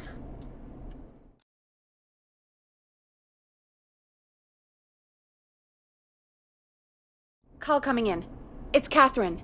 She and Murphy are now both on the line. Hello, Catherine, are you there? What's happening at the plant? The whole damn thing is up in smoke. God damn it. I'm going in. Oh, my reception is terrible in here. God, my eyes sting.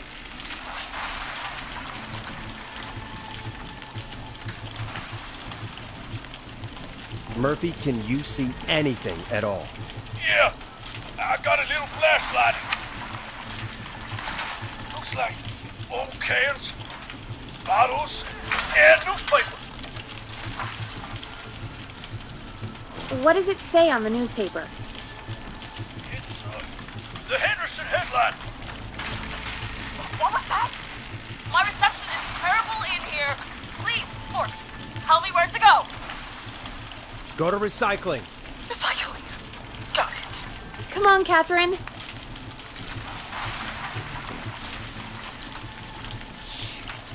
The plant's messed up again. I can go shredding or crushing. Which way? Murphy, do you know what part of the plant you're in? I'm in a dumpster, man. What do you want from me? Do you hear anything, Murphy? I hear my heart about to pound out of my chest. Put the receiver up to the lid. Turn it up. Catherine, go to the crusher.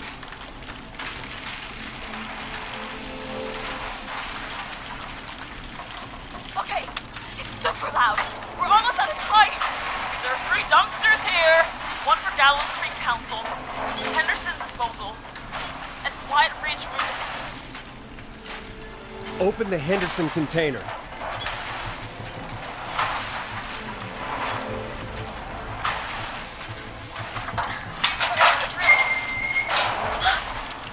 I found him! Thank God. Let's hold ass. It's coming down! Oh, shit!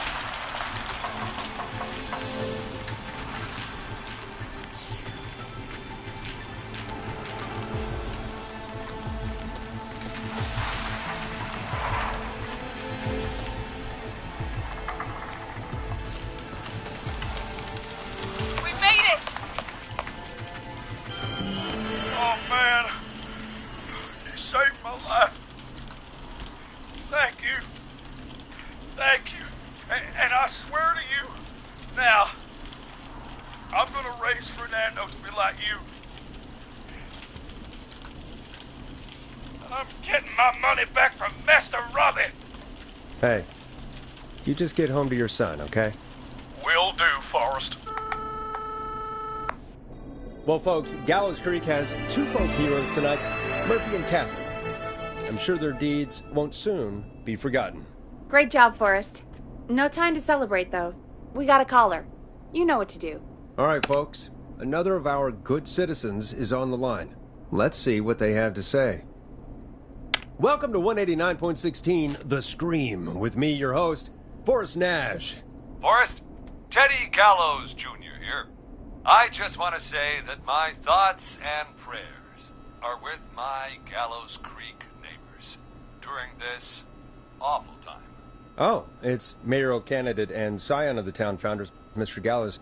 Are you in danger? We need to be a town of law and order. We need cops who have the tools and funding they need to keep us safe. Okay, Teddy. I know you're an outsider to our little town here, Forrest. But you're really stepping up to bat for us all tonight. I just want to say thank you for taking a swing for Gallows Creek. Jackass. Teddy, this isn't the time for your political ads. Stop. I just want to make sure our town is safe and prosperous. That's why the Gallows Family Factory, founded by my father, Theodore C. Gallows, God rest his soul, which employs over 200... Teddy, unless you've got an emergency, I'm cutting you off. You know what? I do have a problem. A problem that's ruining our town. You know what it is? I didn't ask about a problem. I said emergency. The problem is that woman, our current mayor, Linda Cartwright. Oh, here we go. She just isn't one of us. Linda Cartwright is un-American, unstable, and... You're not better than anyone, Teddy. Just because you inherited half the town. Your producer sounds a little unstable, too. Don't you dare speak to me that way. Cut him off, Peggy. I can guarantee this kind of thing will not happen when I take office. The moral decay of...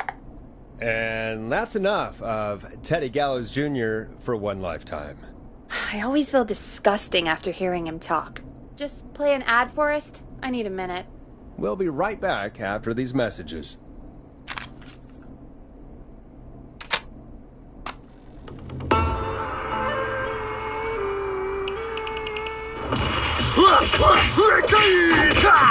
Do you seek ancient wisdom? Do you want to double your power? Are you ready to unlock your inner warrior for only $24.99? Then step into Master Robbie's deadly dojo of Kung Ra-Te and receive direct by video warrior instruction from me, Master Robbie.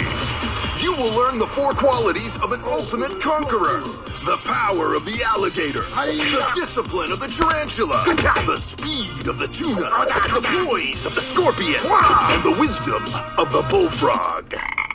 Using classified techniques, I'll unlock your inner chi after only 5 30-minute video sessions. Ultimate power and wisdom can be yours now for the low price of only $24.99. Just call 555-7861 USA to take your first step to becoming a champion.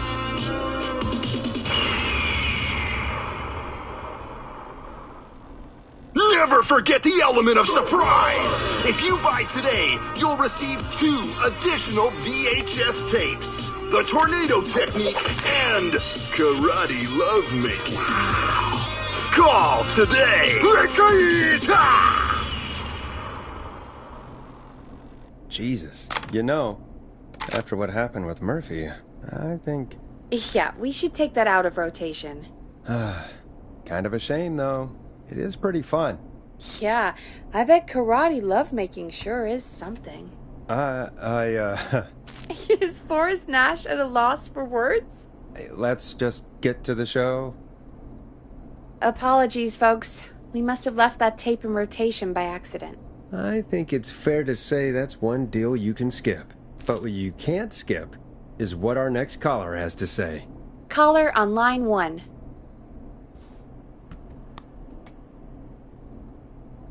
Hello, caller. You're live on The Scream with me, Forrest Nash.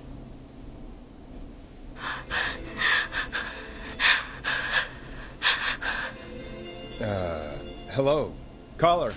Who is this? I need the police. I'm Forrest Nash. I'm standing in for 911 tonight. What's wrong? There's a guy hunting me and my friends. I think he's killed some of them already. That's him. He's just outside. I can see him from up here.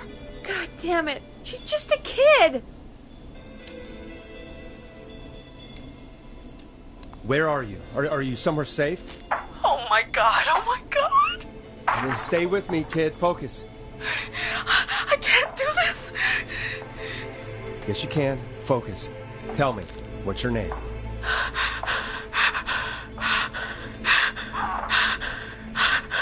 Sweetie, you can do it. What's your name? Carrie. Good. Carrie, listen to me. We're gonna get you out of there, all right? Now, where are you? The old murder house. Upstairs. I'm at the end of a hall. There's a bathroom, a couple bedrooms, a closet. Oh, he's coming. Where should I go? Go to the closet. Okay, I'll...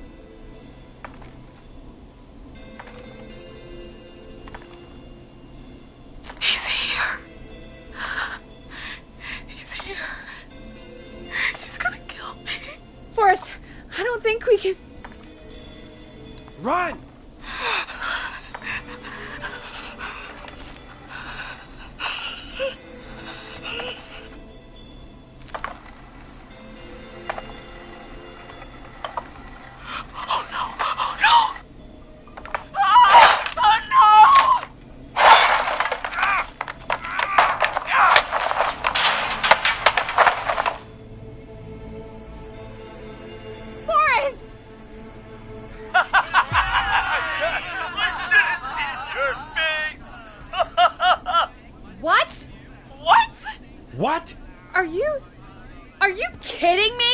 Okay, what the hell is going on here?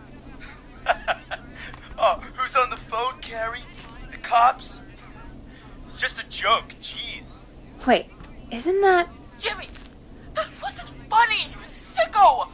Of course I called the cops, but some guy just answered instead. What guy? Forrest Nash. What the hell are you all doing? It's prank night, old man. We're just having fun.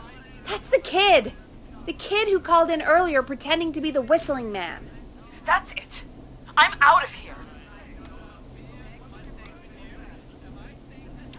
You know he's really out there tonight, Jimmy, right? Yeah, right. It's just whistling night, man. That little idiot. Whistling night? It's a stupid tradition. Especially stupid since that one kid died back in... Would you take off that stupid mask if it's hard to breathe? Who's under there anyway? Is that you, Seth? Idiot! Seth is right next to you. That's, wait. Oh no. Who are you? Oh no, man!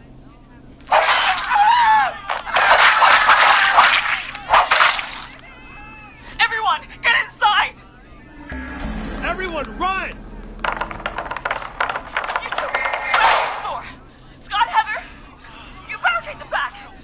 As long as he's out there and we're in here, we're safe, right? You buy time, but not much. Forrest, we have to... Heather, I already called the cops. Forrest picked up. He's the best we're gonna get. Who is with you, Carrie? My friend. We drove out to the old murder house, and course! The van! Who's got the keys? Jimmy had them. Jimmy.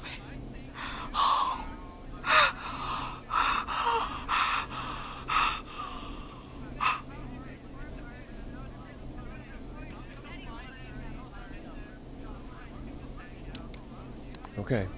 It's gonna be okay, Carrie. Right. We'll figure something out. Between all of you, there's gotta be a way to beat this. Just sit tight, okay? Heather, shut up. If we do that, we're gonna get killed. If only Jeannie were here. Jeannie? Jeannie McPherson? Our intern Jeannie? Yes. She's my best friend and the smartest one out of all of us. She stayed in tonight. Forrest, listen. We'll see what we can come up with, and, What? Scott, you're not any good at... And... No, Chad. Out of all of us, you're not the one to... Everything okay? No. We're figuring out a plan, but everyone's volunteering to do things they're just bad at. I think we can figure out what to do, but I don't think we can agree on who should do what. I think you'll have to be the tiebreaker, or else these idiots are gonna get us killed. But Shut up, you... Forrest, I'll call you back. But I don't know anything about your friends. Ugh, these damn kids never learn. Breathe, Peggy. It's okay. Ugh, they do this kind of thing every year, Forrest. People get hurt. All right, folks.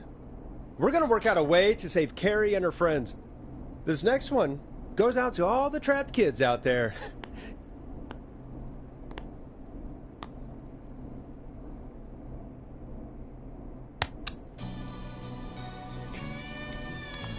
Peggy, you mentioned something about their friend working here? An intern? Yeah, Jeannie. Seems a nice enough girl, but a bit head in the clouds, you know? Not sure why we took on an intern. We really didn't have the office space for one. Poor thing got tucked away in a dark corner somewhere downstairs, I heard. All right, I'll go see if I can find her desk. Hopefully she has something we can use.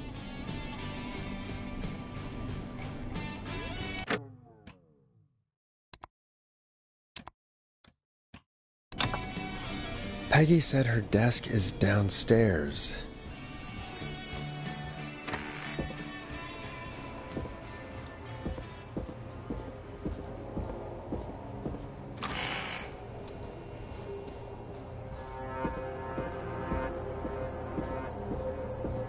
Jeez, they really tucked Jeannie away. Friendship quiz. This might work.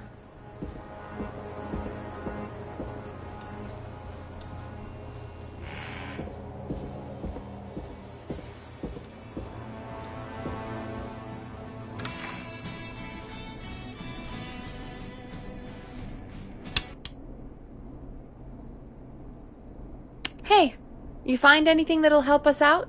Yeah, I found a friendship quiz with all these kids on it. If you think that'll help, then good enough. Carrie's on line 1, whenever you're ready. This is Forrest Nash, back again with an unlucky caller on this unlucky night. Carrie, are you there? Yes, we've got a plan, but we can't agree on who should do what. You want me to be the tiebreaker? Exactly. I'm ready. What's the first step? Okay, first things first, we'll need a spotter. Someone who can keep an eye on the killer. We'll need someone on the roof. It's gonna be a hard climb.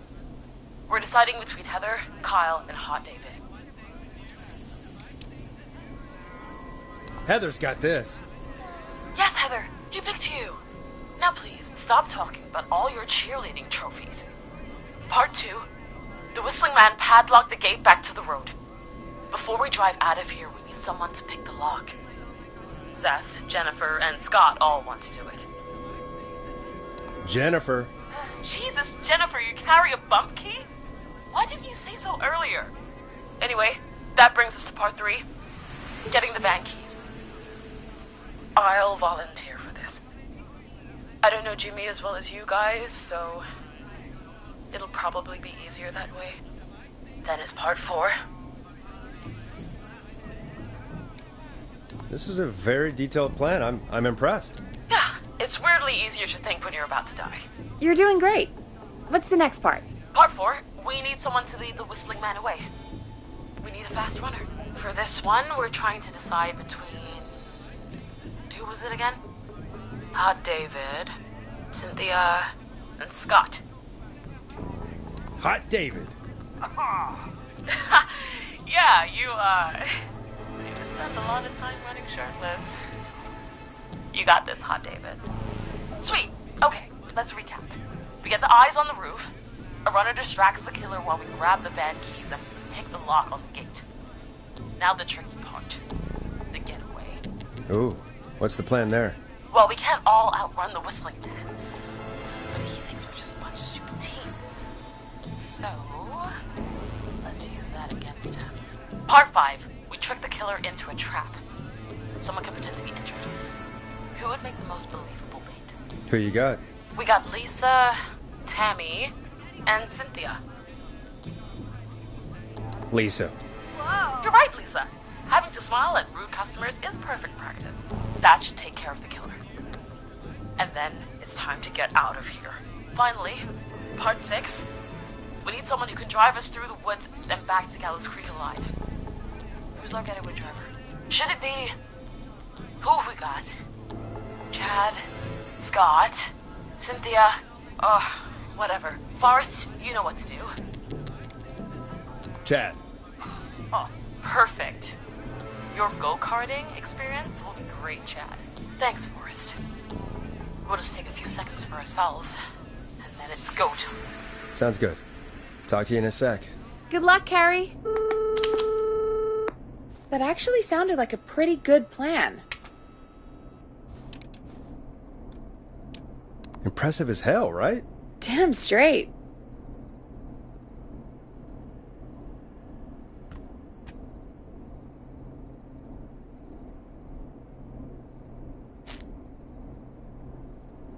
Oh, the kids are back already.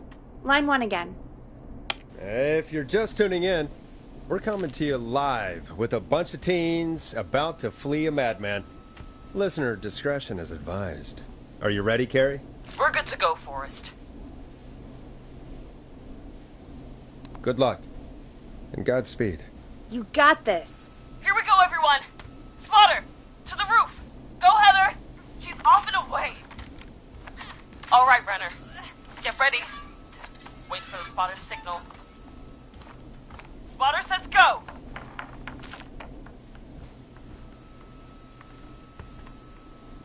Wait. Lockpicker, go. I'll get the keys off Jimmy.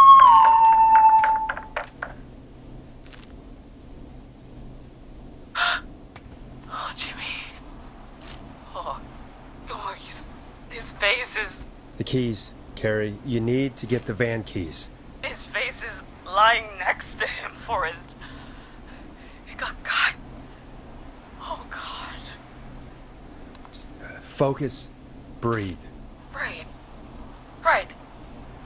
The van keys. Got him. It's... Jennifer got the gate unlocked. And Hot David should be back any second. Perfect. It's working. I can't believe it's actually working. You're doing great. Focus. You got this. We got this. Next step, trap the killer. All right. Wait. Get into position. Everybody else, hide.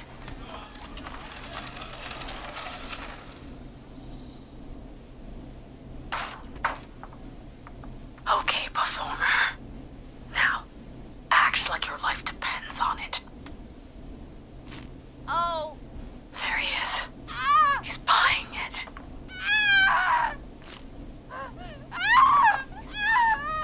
Now! Push the bookshelf over!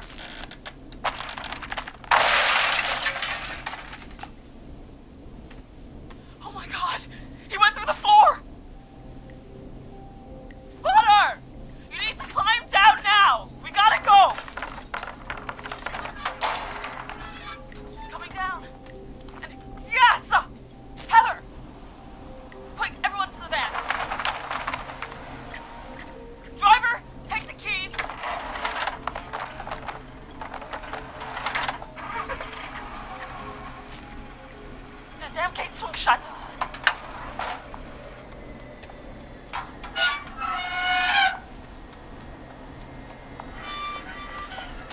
Huh? What? It won't stay open. I'll hold it. You drive through. Carrie! What was that? It's a whistling man. Drive! Now!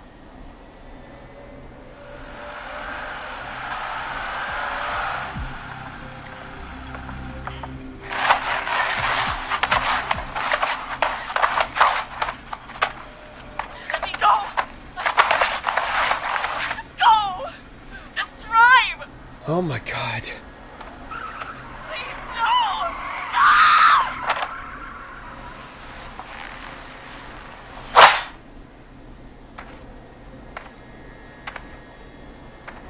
Carrie?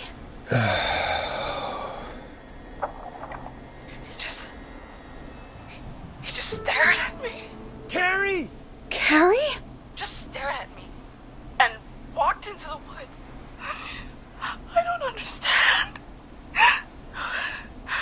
Thank God you're okay. Can you get somewhere safe? I can make it home. Thank you both for helping. If you hadn't, It was your plan, Carrie, and it was a great plan.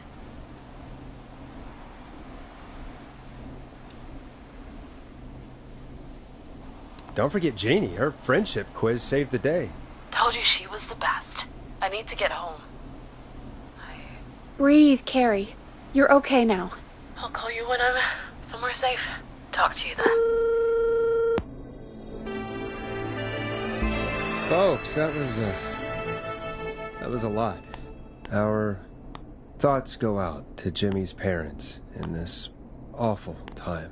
For any kids listening in, please stay inside and stay safe. And parents, hug your kids extra tight tonight. Here's a song for the girl walking home in the dark.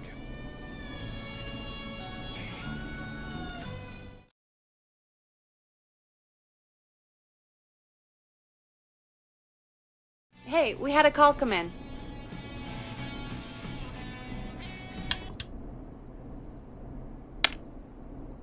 Forrest Nash here. Listeners, we've got another caller live on 189.16, The Scream. What's on your mind, caller? Hey, Forrest. I just wanted to phone in and say that I think I speak for everyone when I say that you're providing a real service for Gallows Creek tonight. It's cool what you're doing, man. Well, I'm just doing my job, friend. Anyway, tell me about yourself. What's your name? Are you keeping safe tonight? Yeah, man, I'm good, thanks. I'm at my roller rink, trying to get everything ready for the Harvest Festival tomorrow. I had a guy from Starling Security here earlier installing the Starling 4000 system, so I'm a little behind. As for my name, my friends call me Roller Ricky, and I now consider you a friend, my man. We're friends now, huh? Well, that's kind of you to say. Thanks. Yeah, man. Sounds like roller skating is more than just a job to you. So is this vocational? I wasn't always Roller Ricky. Once upon a time, believe it or not, I used to go by just Ricky. Yeah, back then, things were pretty rough. I used to roll with a bad crowd. Not all bad, but there was one guy. Anyway, some bad stuff went down. I harbored a lot of guilt for a long time and turned to the bottle. I didn't really talk about it or even know how to talk. It's just how it was. That bottle took the best years of my life. Or so I thought. It's never too late, Roller Ricky. How did you turn things around? I joined a support group. I opened up about my problems, and sharing that burden just took so much weight off.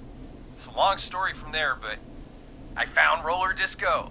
I learned how to have fun again, cutting loose and making shapes. Now whenever I get down, I get down. I'm finally free from it all, man. It's important just to talk to somebody. That's the first step. Ain't that right, Max? Aw, hello, Max. Yeah, welcome to the show, Max. my emotional support dog. He's a rescue dog, but I always say he's the one that rescued me. He's the best dog a guy could ask for. Of course, the first thing I did was teach him how to skate. He's better than me now, a real pro. Max can skate? Yeah, man! At first they said it couldn't be done, and then they said it shouldn't be done. But Maxie loves the rink, man! Is that another train, Maxie? Maxie loves trains, man. He's even got that special how to greet them. Maxie sounds like a really special boy. Maxie appreciates all the positivity you're throwing out, my man. You know, I'm actually hosting free skating lessons tomorrow at the festival. I think it's a great opportunity to give back to the community. Man, all this talk of skating's got me itching for a boogie. Before I switch my radio off for the night, could I request a song, Forrest? Something I can groove to, you know, something funky. It'll be me and Maxie's final boogie breakdown tonight. Then I think we'll take it down a level. I can do that. Thanks again for calling. You and Max, be safe now, okay? Bye, Maxie! You got it, man. Peace! Well, folks, this next one goes out to Roller Ricky and Max. Enjoy.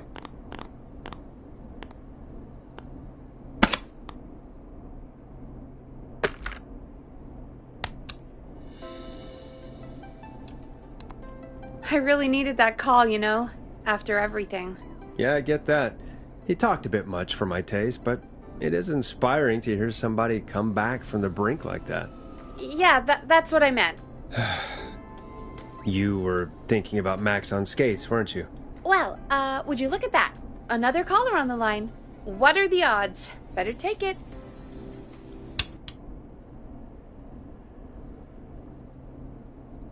Welcome back to 189.16, The Scream. This is Forrest Nash.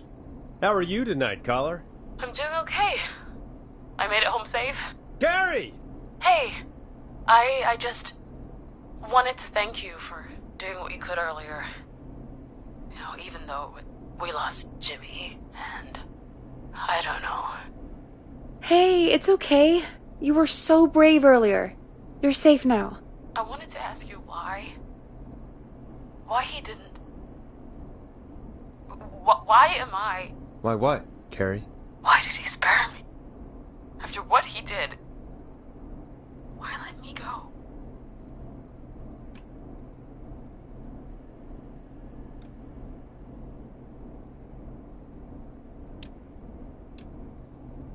Maybe he didn't kill you because he saw you as a victim. Maybe. But why would that stop him from killing me too? After everything he did to... These stupid hazing nights have to stop. Carrie, you did so well tonight. Stay safe and rest. Help is coming to Gallows Creek. We just need to hold on. Thanks, Peggy. Hey, Forrest? Could I request a song? Of course, Carrie.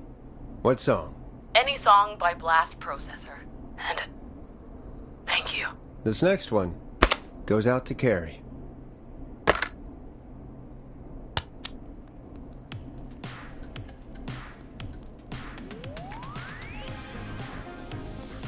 You know, what Carrie just said has really got me thinking.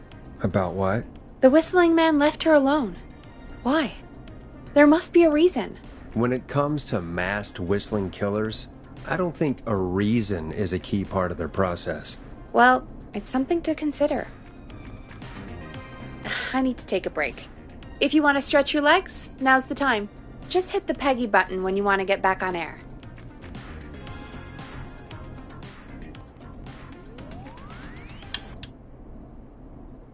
Let's get going, Peggy. Alrighty, we could run another segment or... Scratch that, Forrest. We have a caller. You're through to 189.16, The Scream. What's your emergency? Hello again, Forrest. Oh, that call with the teens was awful. Those poor kids. Still, I'm glad the girl didn't get hurt. Thanks for your concern. Are you in trouble? What's on your mind? I wanted to ask you again to play my song, Forrest. You said you were going to play it, but you didn't. Your name was Dawn, right? What, Peggy? Yes. Oh, well remembered. My name is Dawn, and I wanted to ask you again to play my tune, Forrest. Long Ride Home? You know, the one that Peggy said she threw outside the window?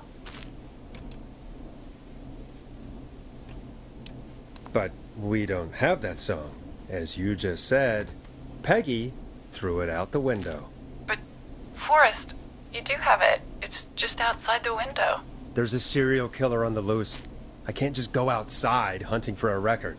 I'm really sorry, Dawn, but we just can't get it right now. But wasn't the Whistling Man just at the old murder house? That's miles from the station. It won't take you a second to grab it. Nope, I'm sorry, Don. I'm just not going out there. Oh, but I think you will. Forrest? Peggy, I'm calling with more than a request. I know something. I think I know who's gonna be next. What? Are you serious? Play my song, Forrest, and you'll find out. Well, folks, here's some music for you while I think things over. Is she serious, Peggy? She's serious about hearing that song, that's for sure. Peggy, I mean, is she serious about... I don't know, Forrest, but we don't really have a choice, do we? If she's telling the truth... All right, I'll do it. You're a good man, Forrest. I'll slide you the key to the fire door. Wait. Our fire door has to be unlocked? Yeah, You know, I never thought about it, but yeah. We should talk to Reggie about that later. Anyway, I'll hold the fort down while you're out. Maybe I'll even get a caller. That could be exciting. 189.16, The Scream. With me, Peggy.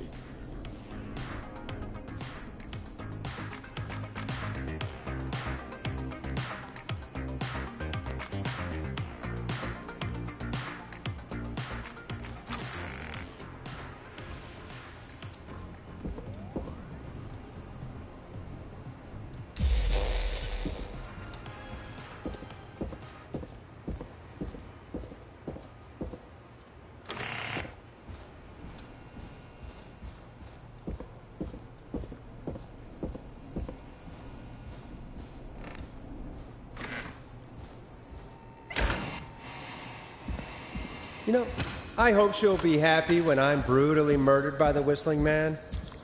Out here, in the open, alone. Here it is. Long Ride Home.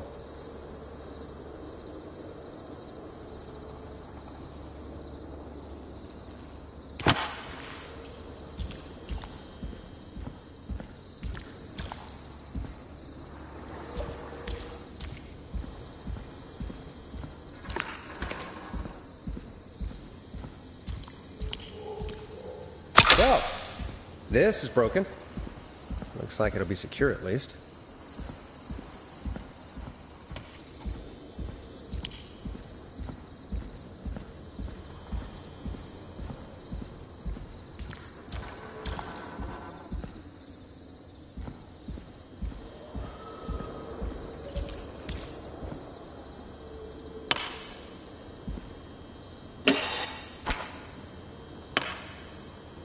Looks like I'm gonna have to hunt around for some new fuses.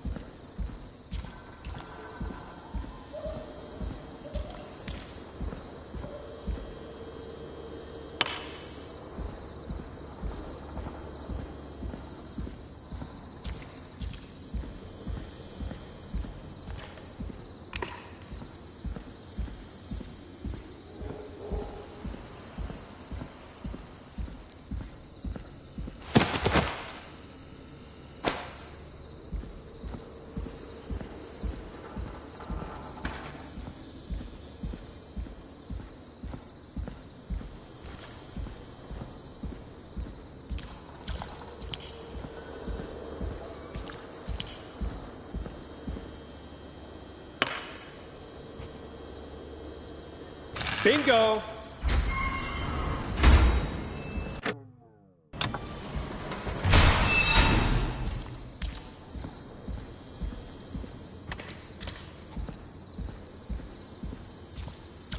I could probably survive that fall.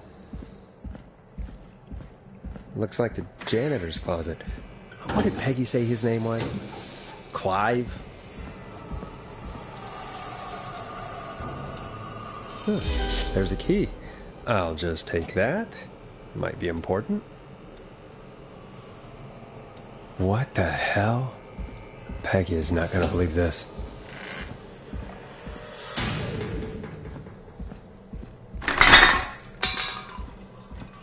I wonder how the show's going.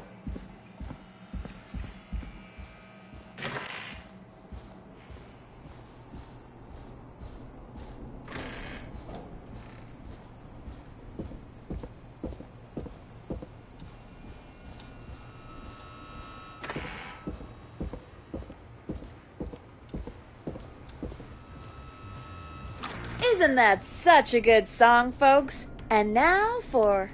Jesus, Forrest, you've been gone for ages. I thought something had happened. Something did happen. Clive, the janitor, might be Clive, the murderer. What? I'll start from the beginning. The fire door locked behind me, so...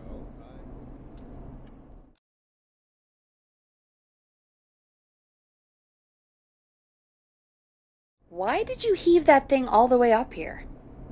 Because the basement's creepy as hell, and I don't like standing around down there. Fair. Alright, let's run through this again. We have a creepy board you found in a creepy basement, made by our creepy janitor, who you think is the creepy whistling man. Yep. And on the creepy board are the names Chuck Brody, Kim Walker, Rebecca Allen, and Aunt Williams. Correct.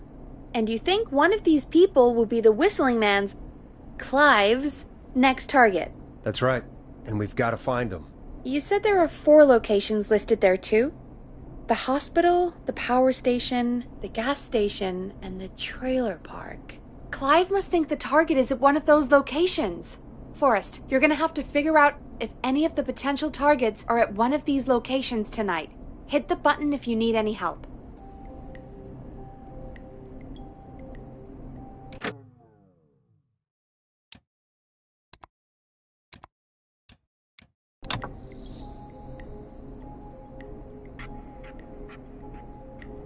How's it going? I'm ready, Peggy. Are you sure? We've only got one shot at this. I'm sure. Let's do this. Okay, name first. Who do you think the target is? Chuck Brody. And where will I find them? The gas station. Okay, I'm dialing. One moment.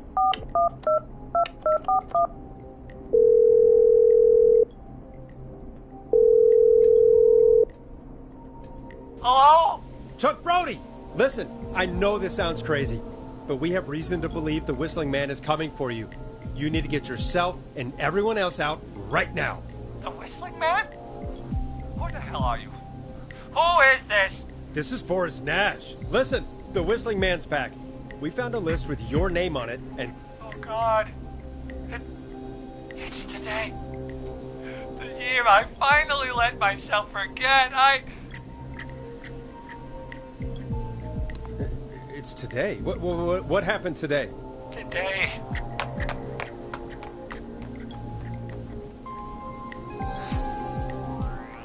I think he ran off. Well, fingers crossed that Chuck... Jesus! It sounds like something blew up! He's using bombs now? Is Chuck? I don't know. Hang on, we're getting a call. Hello? Chuck? Chuck! Forrest! The whole goddamn gas station's gone up. Is anyone hurt? I don't think so. I got everyone to follow me out. The town's only ambulance was blown to hell, though. Yeah. Damn it, that fireball threw me. I've got to get to the hospital. I'm not feeling great. Forrest, man, I can't thank you enough, but... Damn, I gotta go.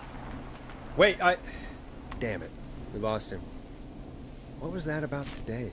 Oh, Forrest, the call board is lighting up. Get us into some music while I deal with this.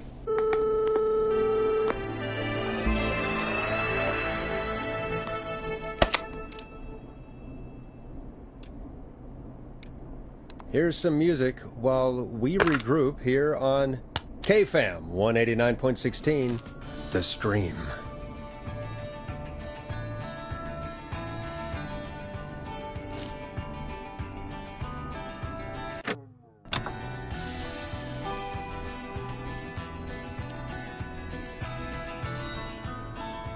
There's gotta be more in the basement to show us who Clive is targeting. And if that's the case, we can get ahead of him. Stop the killings before they can happen. Forrest, we need to go back down. By we, you mean me, right? Yep. Like I said, I need to handle all these calls.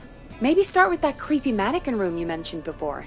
I still have a lot of questions about those, by the way. Me too.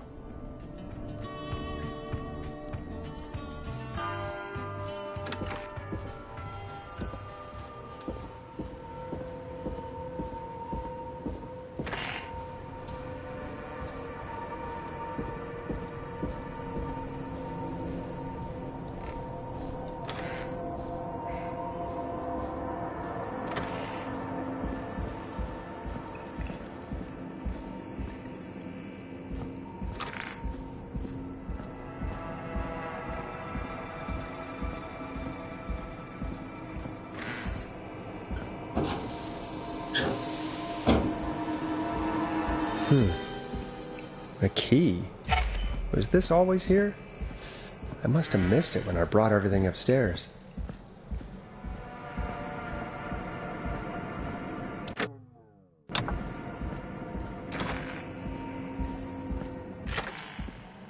Hey, Forrest! Peggy, give me some warning before yelling down the intercom?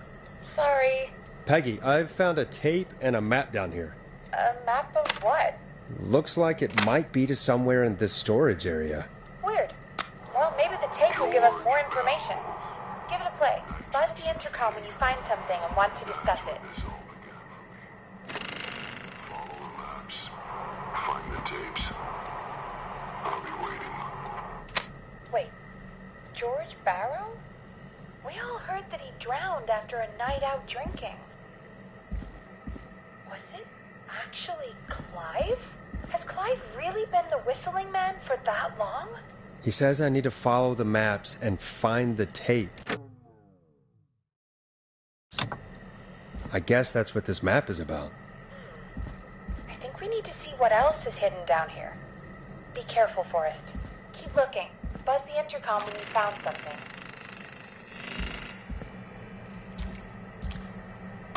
Time of autopsy is 7 a.m. Cause of death is asphyxiation from drowning.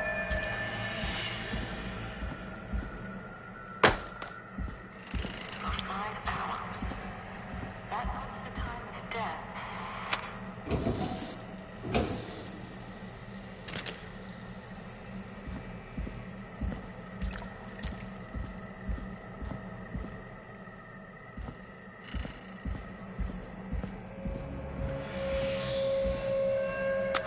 Small lacerations to arms, legs, and face.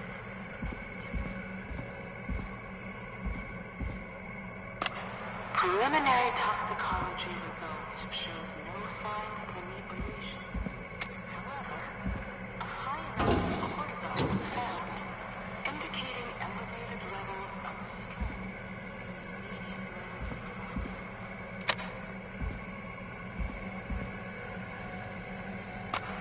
Additionally, there appears to be a post-mortem injury to the arm.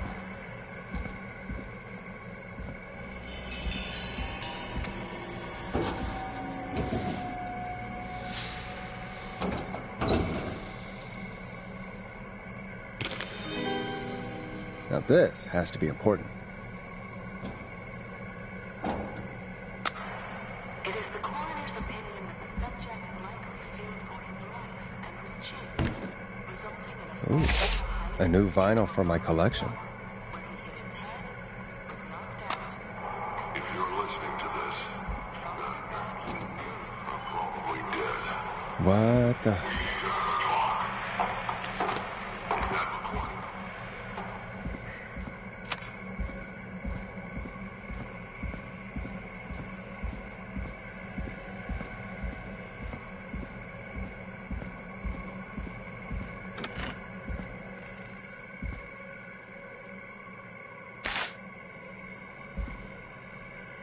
What have you found, Forrest?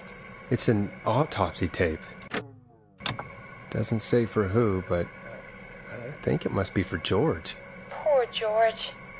He was so young. Something's bugging me, Peggy. What do you mean? I swear I recognize the voice of the woman talking on the tape. I just can't place it. Seriously? Do you think you've met her before? I don't know. I mean, I just got here recently. I don't know. Found another tape. It talks more about how George died. What did it say? It sounds like he was running for his life. Sprinting through trees and bushes, getting cut up all over. What would drive someone to do that? I'm not sure yet. There's also a tape about a toxicology report. There were no signs of drinking or that he was on anything. What? But everyone said he went swimming drunk and drowned. It was in the newspaper and everything. I found a written autopsy report. What does it say? According to that, it's just like you said at the start. George drowned after getting drunk. Said he liked to fight, too. But that contradicts the tape. I know. And I think I know why. There's a note with the report that says, "I'm sorry I made you do this, Virginia." If it was on the autopsy report, then Virginia must be our coroner. Wait, the caller from earlier, when we had to call the takeout restaurants, wasn't her name Virginia? We need to call her back once we finish down here. It looks like she might know something about what's going on. I found a tape that introduces a new detail to the story. Post-mortem injury. Apparently, his arm got caught in a car door. A car door? Yeah, after he died. How do you suppose they can tell? How can they tell? I'm a radio producer, not a coroner. In another tape, the coroner comes to the same conclusion as I did. George was running from something. Maybe an animal? Maybe, but then there's this next bit, where the coroner thinks he was moved post-death. Moved the body? How weird. At the end of the tape, someone burst in and demanded Virginia stop recording. I think it was Clive. This is starting to make sense now. This is a conspiracy to cover up what happened to George. I think I found Clive's last recording. I think Clive might be gone. Gone? I found a confession. Not for any killings, but for playing a part in covering up George's death. He left this behind in case he died. He hoped someone would find it. Do you think the whistling man already got him? Possibly. We've had a lot of callers tonight, but maybe not every victim made it to the phone, you know? We don't know how many there really are. Christ, Forrest, that's dark. I know, but Clive said he had read about other murders in other towns, and that the murders were all folks who knew about the incident. And the killings were getting closer to Gallows Creek. He said he wanted to do something good for once. The board in his office. He wasn't tracking people down to kill them. He was tracking them down to save them. Ugh, why didn't he just come out with all of this? He said his employer threatened his family if he spoke out about any of it. His employer? The one who orchestrated the cover-up? Oh, Clive.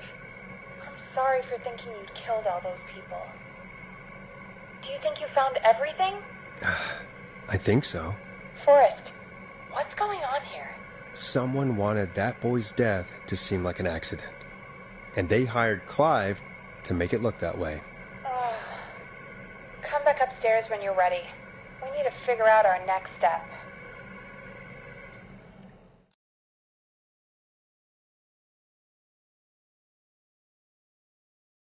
Thank God you're back, Forrest.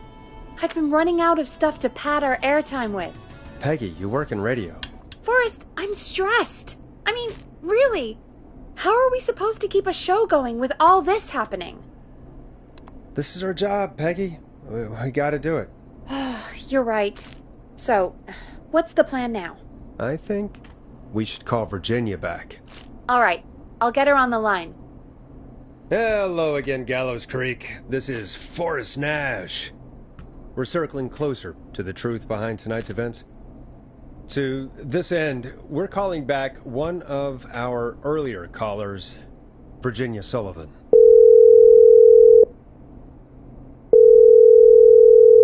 Fredman Plunker here? Who's this? Is it you? Goose? Plunker, hey, it's the Radio Man, Forrest Nash. Radio Man? What's up? Solving mysteries, saving lives. The huge. Right on. Plunker, what are you doing at Virginia's house? She asked if we could stay to keep an eye out for that whistling turd. So we're hanging out, bro. Well, that's big of you, Plunker. No, it's nothing. Can I speak to Virginia? Sure thing, Radio Man. I'll just go get her. Who is this? Hey, Virginia, it's Forrest. I'm glad you're still okay. Oh, Forrest. Sorry, I'm still jumpy. Sorry to hear that, but listen, hey, we need to talk. What about? We're calling because we think you can help us understand why this is happening tonight. Me? What would I know? Does the name Clive mean anything to you? Clive? No, I don't know that name. What are you asking about this for? You mentioned that name earlier when you called us the first time. I don't know what I said then.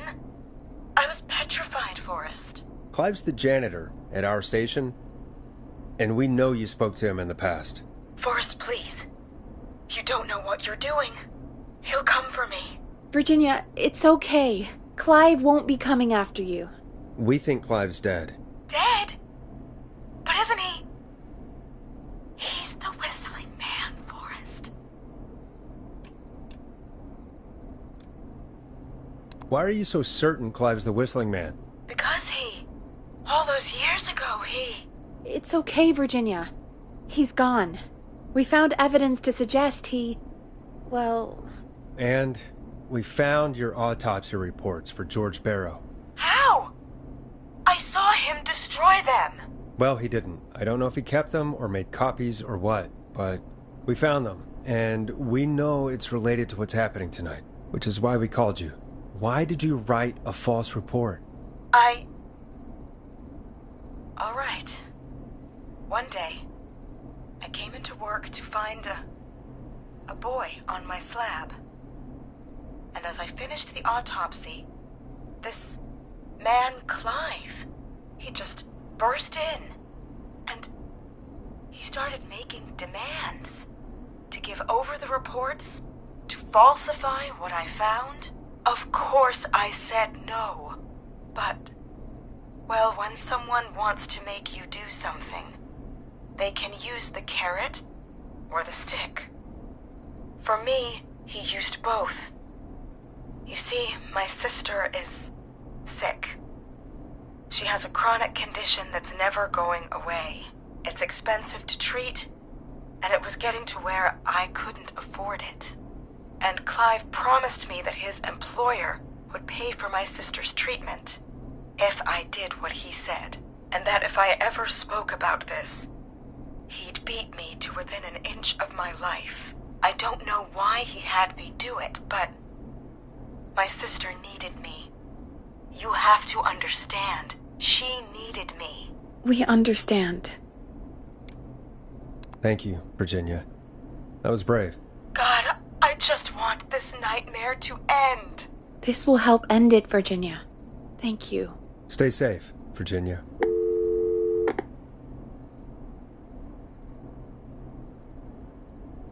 So, Virginia's tied up in all of this. Clive threatened her to keep quiet about George's death. But for who? Why cover up these details? We could try Sandra. What would Sandra know? I don't know, but we have to start somewhere. Anyway, just be careful when you're talking to her. Don't push too hard. We don't want her to hang up. I'll be careful. All right, calling her now. Hopefully she's at her jazz studio.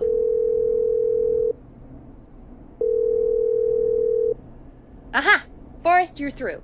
Hello, this is Sandra at Jazz Pizzazz Jazz Studio. Who is this? Hello again, Sandra! It's Forrest Nash of 189.16, The Scream. And you're live on air. Oh, I always thought folks called into a radio show, not the other way around. How jazzy. What can I do for you? Well, we're trying to understand what's behind the attacks tonight. We had a few questions. Why, Forrest, of course. Heck, after the way you saved my life, I'd say yes to just about anything you asked. Really? Well, that sounds nice. I might just call you back tomorrow then, too. You got my number. But what about tonight? Is there anything you want to talk about right now? Remember why we called, Forrest?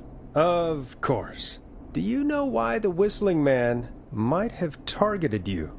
Ha! As far as I could tell, he was just a knife-wielding psycho with superhuman cardio. He'd chase after anybody. Right. Well, we think he might be chasing specific people. People who know about the death of a boy named George. Oh, I don't know anything about that. Sorry.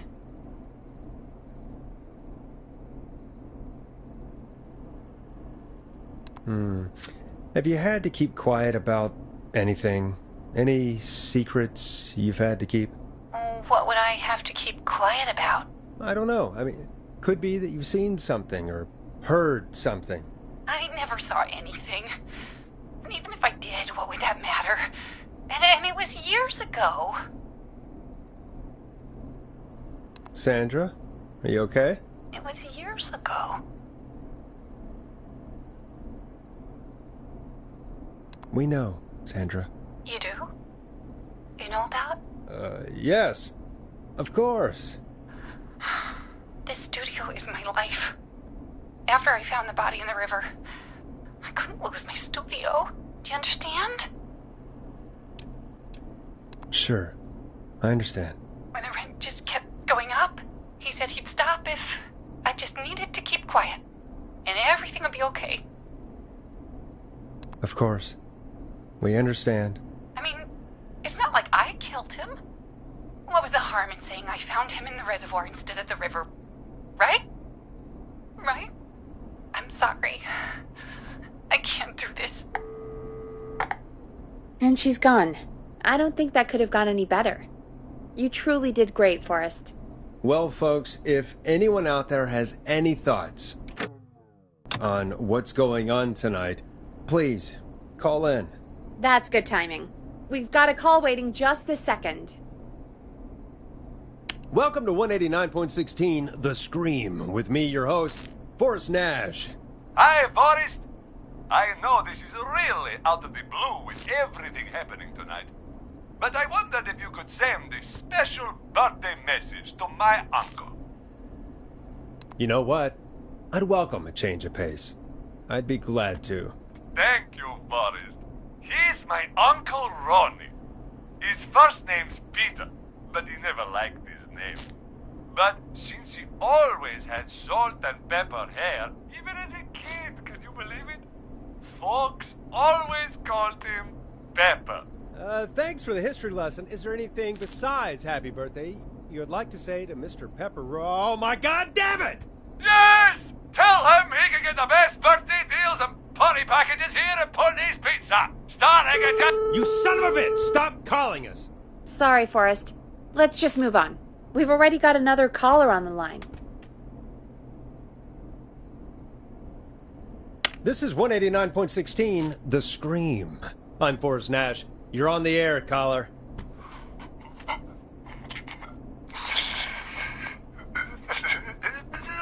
Caller.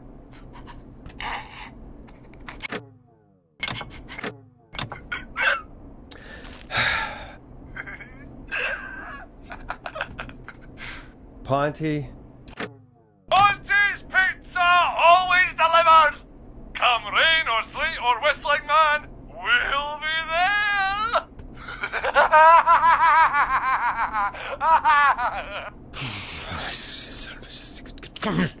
Forrest? Forrest? Are you okay? Forrest? I hope the whistling man gets in with his own pizza slicer. Jesus, Forrest? Sorry. That was too much. It's okay. It's been a high-stress night. Don't worry about him anymore, okay? Not for tonight, anyway. I think he's spent for now. We've got another call, whenever you're ready. Folks, don't spend your money at Ponty's Pizza. That's all I'm gonna say about that. Moving along, I'd like to welcome another caller to 189.16 The Scream. With me, Forrest Nash. Who may I say is calling? Well, hello again, Forrest. Don. Don? We played your song, Long Ride Home. Did you hear it? Can you tell us? Never mind that now. First, I'm calling because I need your help. Are you in danger? I sure am. Do you mean... Yes, he's after me now. you? I think so. He must have heard me on the radio helping you. Right. Okay. Tell us everything. I was out following a lead, trying to work out who would be next, after Chuck. And what happened? And I started to feel like I was being followed. I came back to my apartment building, but this newfangled security system has me locked out. I need you to help me get inside. Don't you have a key to get in? Only for the apartment door. The front gate requires an entry code. The future is electronic, I guess. I need that code to get inside. Which apartment block do you live in? Maybe one of our listeners lives there too. It's the new Woodside apartment building between the town hall and the trailer park. But I doubt any of your listeners live there. I don't have many neighbors. Sounds like a prime piece of real estate. Sound really carries at night. Shit. I'm guessing you're not a dog person. No, I'm not. It's my neighbor's dog. Boy, I wish he'd muzzle that thing and... Oh. And now he's blasting David Scopo out of his window. This night can't get any... The whistling man. He's coming down the street. I don't think he's seen me yet. Forrest, please. I need your help. I need the code for that security system, or I'm gonna die. What's the name of the security system? There's a sticker on the box. It says Starling Security 4000. There's a keypad, and it looks like it wants a 6-digit number. We'll see what we can do. Thank you, Forrest. Yeah, of course. Don't worry, Don. Thank you, Forrest. I knew I could count on you. I'll sit out of sight. Call me back soon. All right, folks. Here's a little tune for you all to enjoy while I try to break Dawn into her apartment.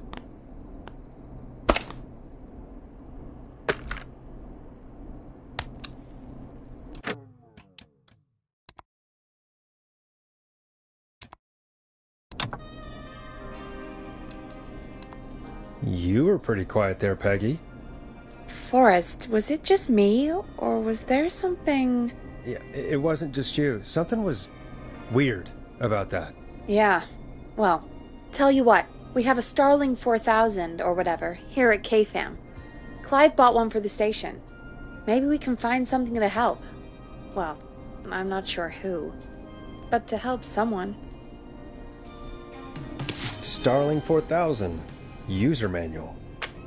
Ah, these codes should come in handy. Okay, so she's locked out of the Woodside apartments, and somewhere, Clive probably has the papers for the Starling 4000.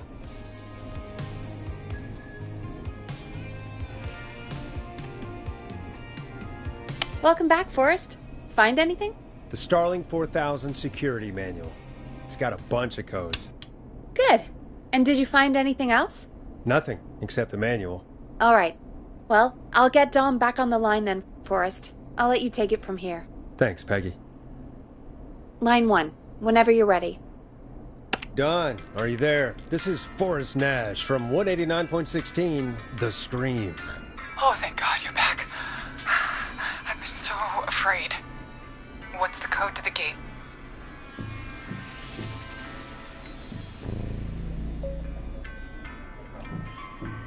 The code is 191519. Thank you, Forrest.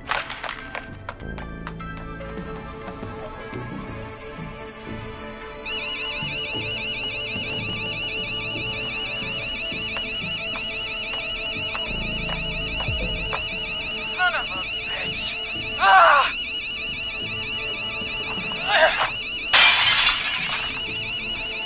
Is she?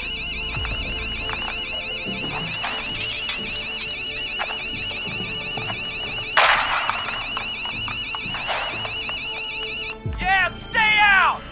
Nobody disrespects the sanctity of the ring! Don't ever come back here again! I'm calling the cops! Thank God. Hello? Is someone there? Ricky, get back inside and turn on the radio. Whoever that was, she was trying to break into the ring. She? Forrest, man, you got no idea. That was him! That was the whistling man! The alarm gave me just enough time to get my rifle. I don't like hurting folk, but I can't let anything happen to Maxie. He's my best friend, you know? Listen, man, I'm heading back inside. Gonna barricade that window. My man, thank you. You and Peggy can skate for free whenever you want, forever. That's a done deal. Thanks, Ricky. Can't wait. You got it. Talk to you soon. Okay, Gallows Creek. Here's some music while we process what just happened. So, the whistling man is a woman? I know. I can't believe it. She called up. You spoke to her multiple times. I knew she wasn't right. Is that right, Sherlock? Why do you think she requested that song? To get me outside? Maybe, but how? She didn't know the song was outside to start with. That's right. She never actually attacked me out there. So? What now? I guess I should make an announcement. We do have new info. Okay, kill the music and you can make the announcement. Okay, you're live in 3, 2... Hey folks, this is Forrest Nash here. I hope you're all safely locked inside. For those of you listening to that last call, you might be wondering what to make of it all. Here's our take. We now believe the killer is actually a woman. One who might manipulate you into letting her in before she attacks you. We're neighbors. Look out for each other and stay safe. The killer was calling themselves Dawn. This could be a fake name. If anyone needs help or you have info on the killer, please call in. You folks have my new number, right? It's 911. Hopefully, our next caller can help shed some light on our killer. Hey, we had a call come in. Okay, folks, time to take a call. You're through to Forrest Nash on 189.16, The Scream. Hey, man. Murphy? Damn straight. What's going on, Murphy? You in danger again?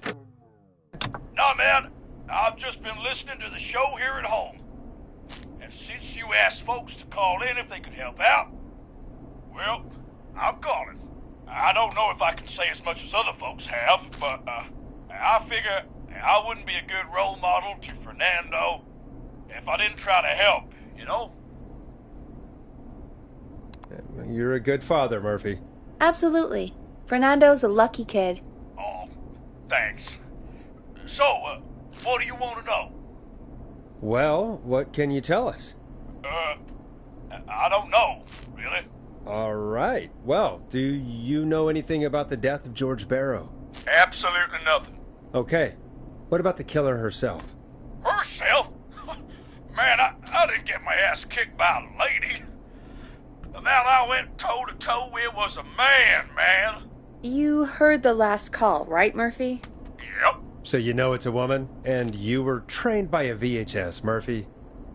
I know, but... Man, how could it have been a woman under that mask? Let's just move on. Do you know anything about the history of the Whistling Man? No, sir. Tonight's the first time I ever heard of him. What? I moved here 3 years ago, man. What do you want from me? Nothing. You and Fernando just stay safe. Right. Sorry I couldn't help you all more, man. Now, if you'd have asked me about gators... Forrest, we have a call coming in. Sorry, Murphy. I think that's all we've got time for right now. All right. I'll catch y'all with the gator talk later. Night. Well, folks, that was a bust. But perhaps our next caller has more they can tell us. Let's find out. This is Forrest Nash, and you're listening. Please help me. My name is Casey Moore. I'm at 25 Nancy Drive. My best friend's been stabbed. He's bleeding everywhere. I don't know what to do. Please help me. Easy. Take a breath. Relax. Okay. We'd been out at the reservoir. We were heading back to his place when we heard this whistling all of a sudden. He just started freaking out. He screamed at me, told me to hide. I'd never seen him like that, and I just panicked and ran and hid in the bush. Oh no. Forrest. Then what happened? He went up the road and talked to someone. I couldn't really hear or see anything. It sounded like he might have known the person, and they just stabbed him.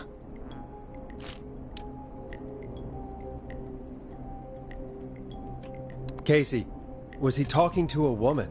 I don't know. They had a mask and wore all black. That's all I know. Please, we need help here. I'll get you help, but I need to know. Where did the masked person go? They left. They left him to bleed out.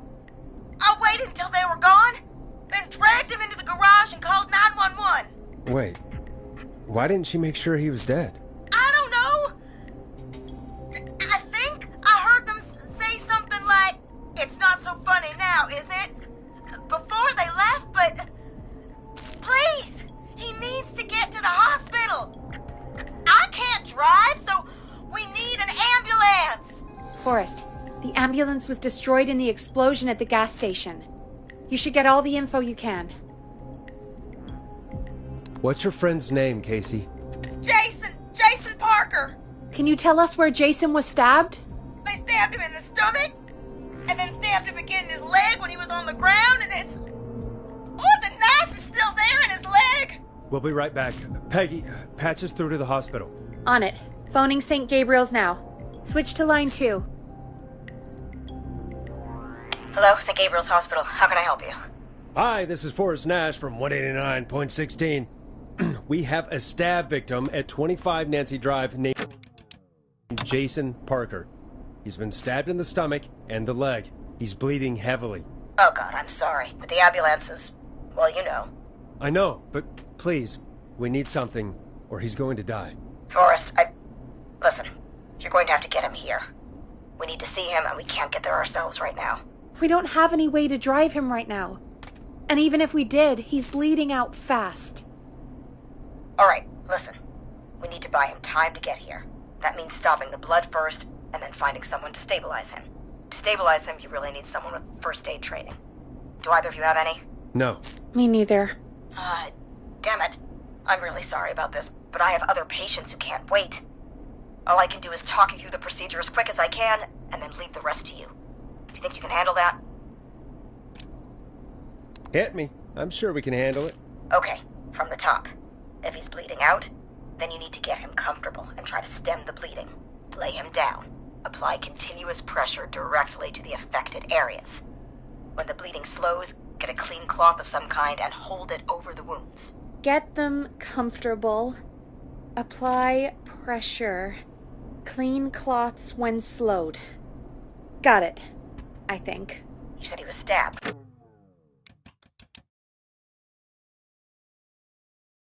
Right? If the object he was stabbed with is still in him, don't take it out. It's stopping the worst of the bleeding right now. If anything, you should secure it so it stays where it is. I wouldn't have thought of that. It makes sense, though. God, that was a lot of info. But I think we can handle this.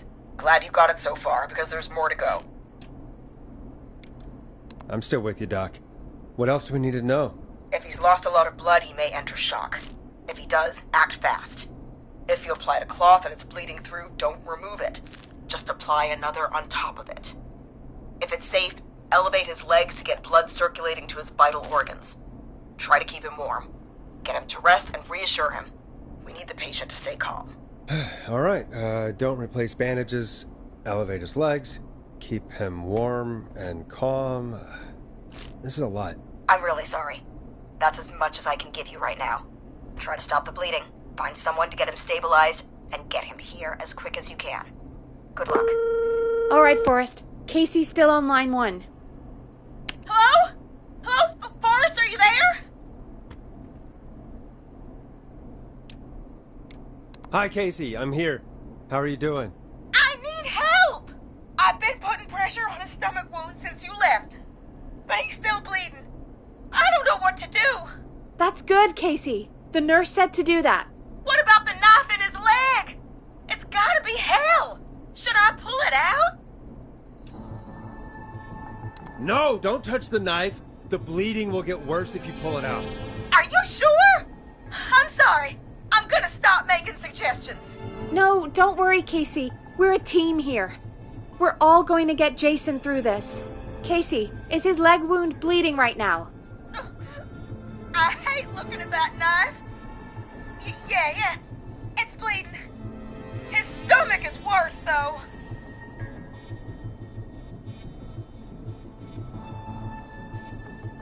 I think we need to secure the knife so it doesn't move around.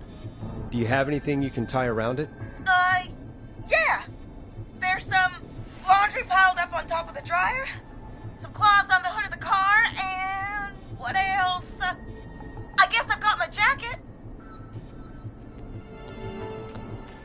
Take the cleaning rags and hold them over the wound. I really hope these are clean. Here we go. I'm sorry, Jason. It's secure. I'm putting pressure on his stomach again. I'm starting to think we might make it. Forrest, can I have a word? Casey, I'm going to have a quick word with Peggy. Keep putting that pressure on and let us know when the bleeding is under control. You're doing great. But what if something happens? We'll still be here. Just shout if you need anything, and we'll be there. I promise. Okay. I'll wait. Jason, please be okay.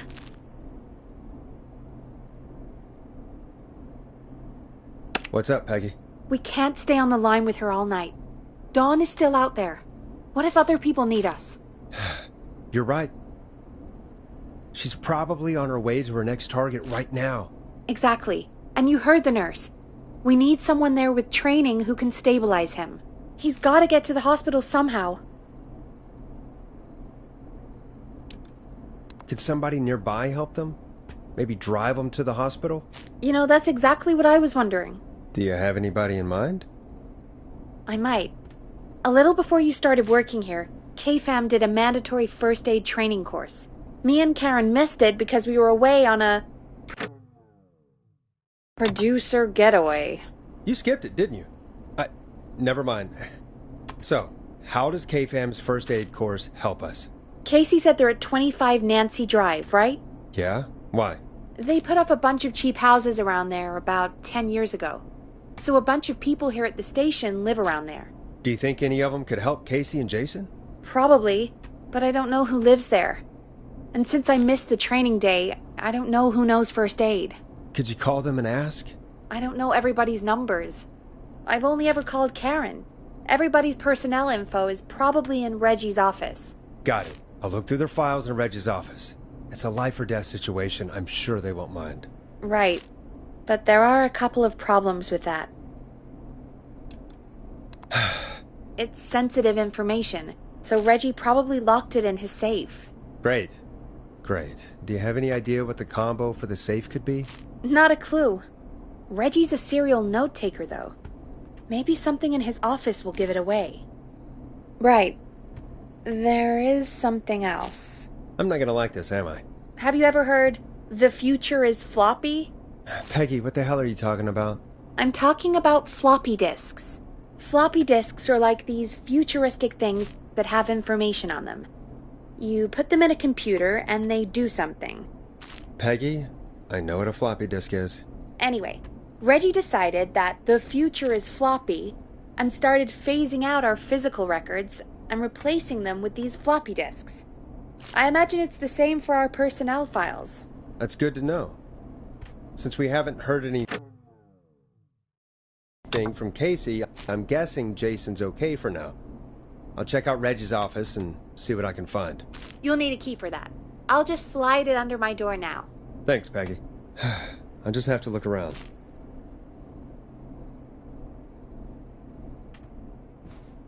Good. I'll patch my mic down to the office, so you'll hear me over the intercom.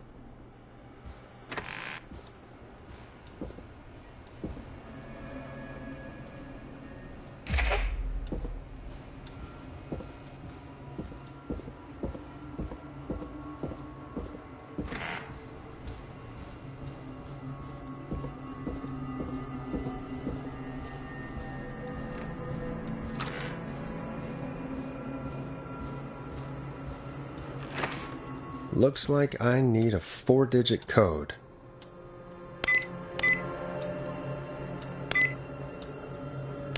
Nice!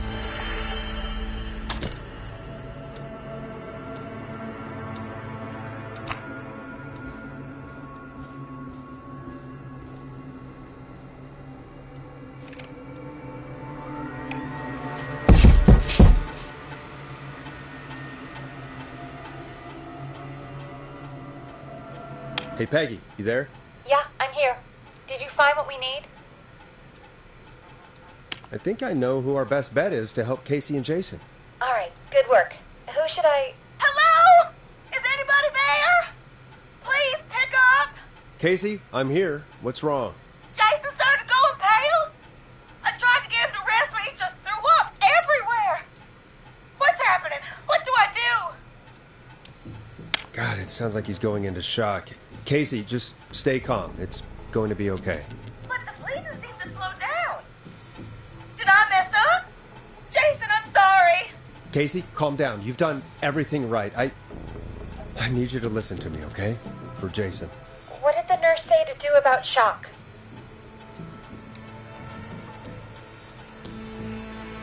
Casey, I need you to elevate Jason's legs.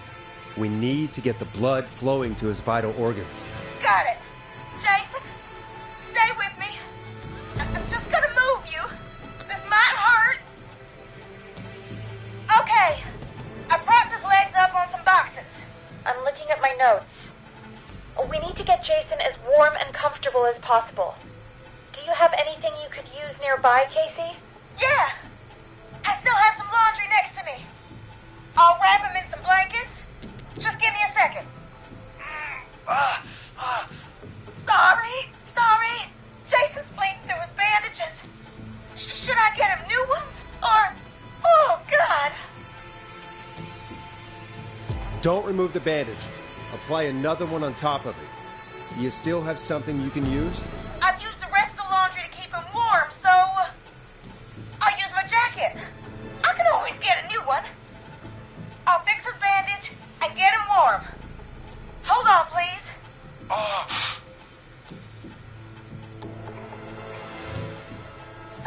Sorry. I'm done. You're gonna be okay, Jason. Just relax now, okay? Oh, he's scared. He's not doing well. Is he gonna... Casey, I need you to be strong for Jason. Sit with him and reassure him that everything's going to be okay. Okay? Okay. Please. I can't give him what he needs. Please sit down. I can't lose him. All right, Forrest, we need to hurry. Jason doesn't sound like he's doing too well. You said you knew who to call earlier? Who was it? We need to call John Hedges. He lives on Nancy Drive. He didn't really participate in the first aid training, but he's a former war medic. He's probably the most trained person we have. Really? I never really spoke to him before. A war medic, huh? Yeah, and according to Reggie's notes, John keeps all of his old equipment at his house. He's something of a hoarder. All right. What's his number? 5420735. Calling now. Let's hope he picks... Who the hell is this calling me? What time is it? John, it's Forrest Nash here at KFAM. We have an emergency and we need your help. Forrest, if this is a work emergency, then it can wait until the goddamn morning. Just leave me a note like everybody else. John, no, this is a medical emergency. A man has been stabbed by the Whistling Man, or... Never mind. He's badly hurt, and he's going to die unless we get someone to him now. The Whistling Man? What kind of joke is this? John, we're not kidding. A man is gonna die if we don't help him right now. Seriously? I haven't been called on for over 10 years. Where's the patient? What's his condition? He's at 25 Nancy Drive. I think we got his friend to stem the bleeding, but he's gone into shock. He's passed out right now. You say he was stabbed? Do you know the extent of his injuries? From what we were told, he has 2 major stab wounds. One to the stomach and one to the leg. The knife is still in his leg, and the stomach wound is open. Understood. Let me grab a few supplies and I'll head right over. Damned if he dies on my watch. Thank you, John.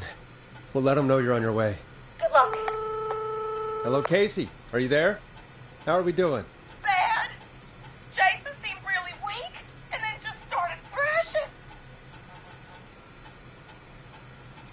What about now? Is he still thrashing? He's passed out. Please tell me you found someone to help. Casey, help is on the way. My colleague will be there soon. You hear that, Jason? Someone is coming. You're gonna be just fine. Just hold on for me, okay? Just hold on. Come on. Hello, Casey. This is John Hedges. I'm here about Jason. Please let me in. I'm guessing that's Jason there. Casey, I'm gonna need your help. Forrest, Peggy, don't you two worry. We've got this from here. Okay. Forrest, we'll call you back later. I have to go now. Good luck, everyone. God, I hope he's gonna be all right. And with that, the show moves on. We're sending our best wishes to Jason. Well, after all that excitement, I think we could use some music. Come back upstairs when you're ready.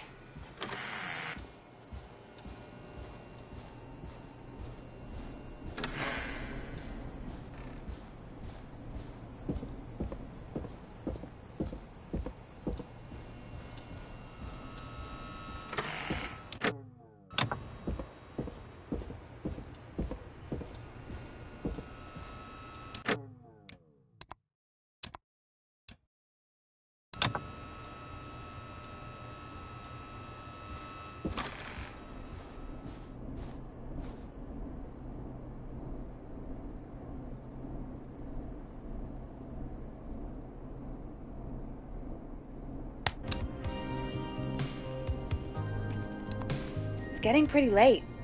This might be your last break for the night, so try to enjoy it. Give me a buzz when you want to go back on air. Let's roll. You got it. We've got another call coming through, too. Welcome back to 189.16, The Scream. I believe we have another caller on the line. How are you tonight, caller? Forrest! It's me, Roller Ricky. Oh, and Maxie's here, too. Good to hear from you again. How are you both doing? Oh, we're good, man, thanks to you. You're like our guardian angel. That wouldn't be a bad look for you, Forrest. A little White Wing Halo number? Maybe something for the KFAM Halloween party. All right, everyone, let's calm down. Ricky, I'm just glad we could help you and Maxie. Is there anything else we can help you with, Ricky? Actually, I think I have some info that might help you. Oh? What's that? You see, man, me and Jason know each other. You know each other? Yeah, we went to Gallows High and played on the football team together. He was a gnarly offensive linesman, and I was our star wide receiver. Runner Ricky, they called me. All right, and what does that have to do with tonight? Well, because George, the guy who drowned, he was on our team too. Tell me about him. What was George like? I didn't know him for long, man. I'm sad to say. We had our first team party on the night he drowned. He seemed like such a good dude. Ricky, were you there when George drowned? No, man. Once the party turned, I beat feet out of there. Man, I remember George and his girl there. There was a whole lot of love, man. I could see it, you know?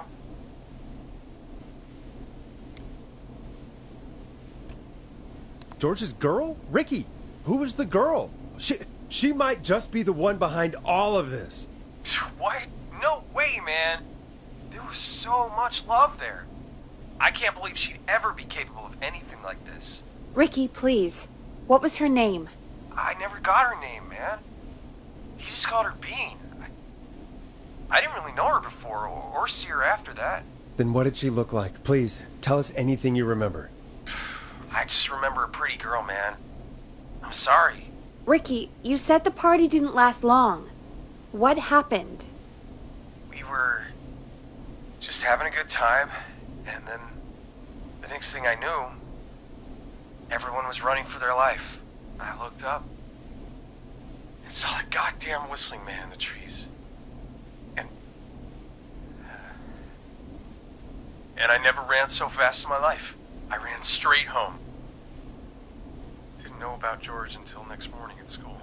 I'm guessing it was whistling night, wasn't it? That the whistling man was just another kid. Yeah. I don't know how George died, but I always felt like if anyone deserved to die that night, it should have been me. And Ricky, it wasn't your fault. You're not a bad person. I know that now, man. It took a long time to learn, but yeah, just thought I'd tell you all what I know. Thank you, Ricky. This helps. Thank you. You got it, man. Anyway, I think it's time for me and Maxie to free up your phone lines. Thanks for listening, man. I'll let you to it. Night, Ricky. All right, folks. Looks like we got a new lead in the case. If anyone has any info about this mysterious bean, please call in. If she was George's girlfriend back then, she's probably in her mid to late 30s now. Huh. Oh, we have another call coming in, but hang on. What's up, Peggy?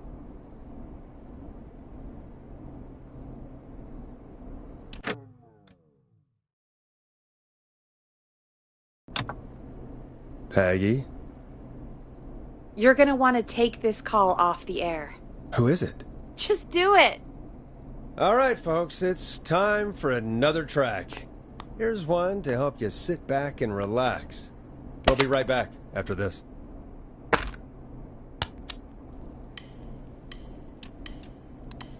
I hope this is good news, Peggy.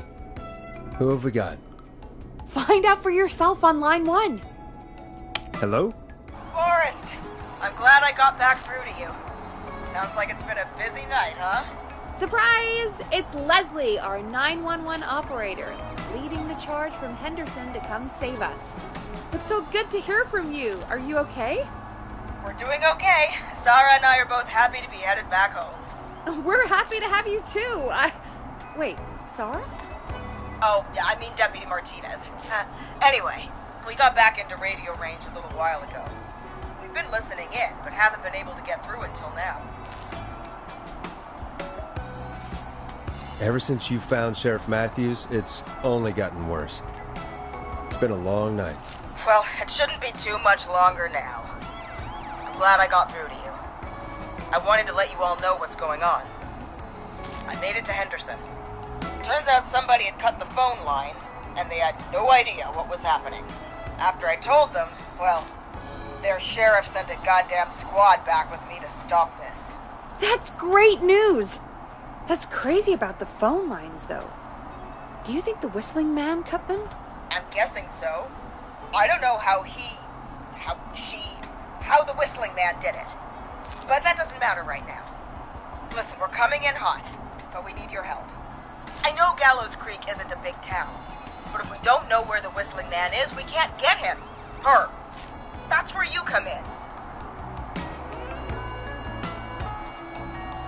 You can count on us.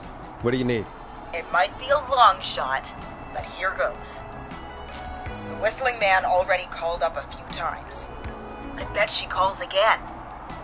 We're still a little ways out of town, so if she calls, stall her. Buy as much time as you can for us to get in. And while you're talking to her, try to figure out where she is. We'll be listening in, so once her location is known, we'll head straight there and end this nightmare. I'll do my best. I know you will. Heck, I can see the headlines now. Forrest Nash's interview of a lifetime. Anyway, I'll radio the other cars and tell them the plan is a go. Hopefully the next time I see you, it'll be with our killer behind bars. Take care now. We'll see you soon, Leslie. Oh, thank God. It sounds like this is almost over. We're nearly through this. Best we don't waste any time then. Let's get back on air. You got it. Okay, Forrest, shut the music off. Bringing you back live now. Welcome back to The Scream with me, Forrest Nash. The line is lit up, but before I get to our next caller, I just want to say, things are looking up. It's almost over. But for now, let's bring in our next caller. Evening, caller. This is Forrest Nash. Hello, Forrest. This is John Hedges. I'm here with Casey. I wanted to give you an update on Jason. John! Is he gonna be okay? He's a fighter. He'll be fine. We've got him stabilized and resting in a bed. We're preparing to move him to the hospital. Thank you so much. If you hadn't been there, then... God, I don't even want to think about what would have happened. Of course, Casey. We're just happy he's okay. John, Casey, you two did all the work. Tell Jason to get well soon from us, whenever he's up for it. Well, why don't you tell him yourself? Is this Forrest? Jason, we meet at last. It's good to hear you, Jason. How are you? Oh, well, you know. I've got a hole in my stomach, and there's a knife in my leg, but John gave me something to take the edge off. So, I might feel even better than either of you. Oh. Take it easy until you get to St. Gabriel's. I will. But, before that, I needed to call you. I'm guessing the Whistling Man is still out there? Yep. As far as we know, anyway. Well, I was worried you'd say that. God damn it. Actually, I'm glad you called. I wanted to talk to you about what happened earlier. Go for it. We spoke to Roller Ricky not long after you were attacked. You spoke to Ricky? Is he alright? He is now. I mean, he was attacked earlier, but this call came after. Hey, guys, I'm really sorry, but there's a call on the other line. I just need to make sure we don't have another situation brewing. You fill Jason in on what happened. I'll be right back. Sure, Peggy. Sorry, Jason, where was I? Yep. Ricky's fine. You don't need to worry about him. That's a relief. He told us about George. Sounds like everything's finally coming out now. It's been tough to hold it all in. Sounds like you've been holding back about something awful, Jason. I'm part of the reason my best friend is dead, Forrest. And the few who knew about it said if I ever said anything, I'd find myself in jail. For a long time. It was hell. And then the town just moved on. Like it never existed. What happened that night? I went along with the stupid prank, that's what. Whistling night. Some of the guys on the football team had an idea for a way we could haze the newcomers. We decided to plan a party in the woods and have the Whistling Man crash it. It was stupid. We each had a role. I was the stabbed friend. At the party that night, I left the group for a second. Met our Whistling Man. Pretended to get stabbed in front of everyone. Started an almighty panic. Those screams. That was the last time I saw or heard George alive. How did George die, Jason? I don't know. I was playing dead. But when I heard her scream... Ricky mentioned a girl named Bean. Is that who you mean? Bean? Oh yeah. I guess George did call her that. Yeah. He called her Bean. I heard her again tonight, Forrest. Her name was... What? What happened? Are we still on air? No, we're not. Seems like the power is completely gone. How do we get it back on? I don't, we can use the emergency generators down in the basement. Reggie picked it up a while ago in case we ever needed to do an emergency broadcast. An emergency broadcast? Emergency? You know, nuclear war, alien attack, broadcasting a serial killer's location to the top so we can end this nightmare. Fair point! It's in the storage area, in the far back corner, up on the wall. You might have spotted it earlier when you were digging around for all those tapes. It'll have a big red button. Just press that. I'll see you when you're back.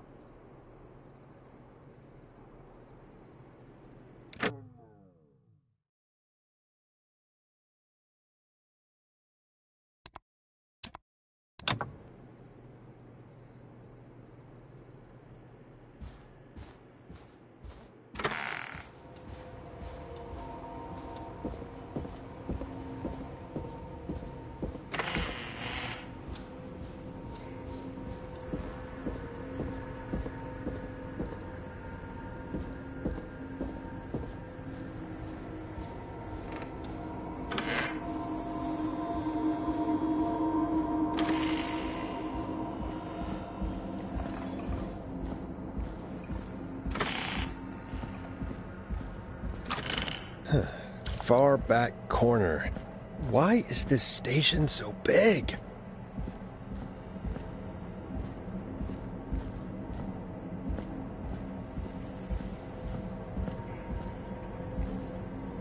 That must be it. Boom! We've got power.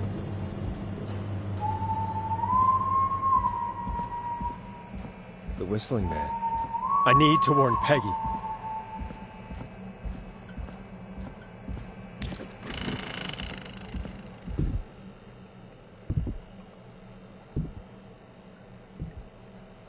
Peggy, are you there? Are you... Peggy! I need to get back upstairs.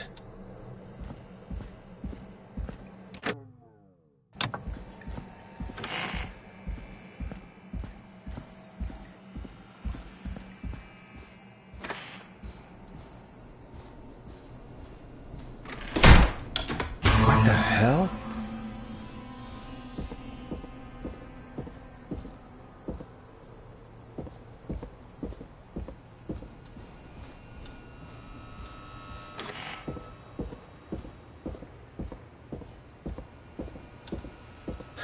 Oh no. Peggy! Where'd you go?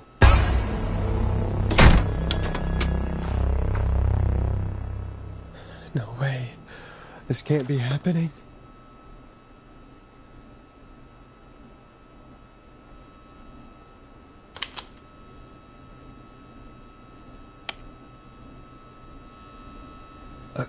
a call.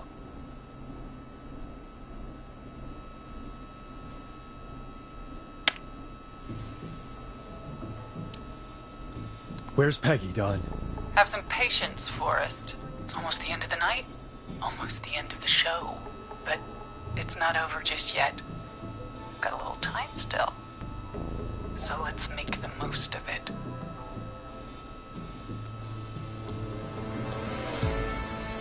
What do you mean? Make the most of it how? Well, Huh? I thought we'd end tonight's Whistling Man special with a special guest. The one who started it all. Let me take that out of your mouth and... You crazy bitch! Let me go!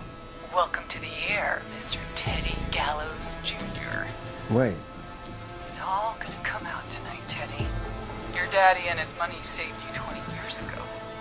But even if he crawled out of his coffin with all the money in the world... Wait, where the hell is Teddy?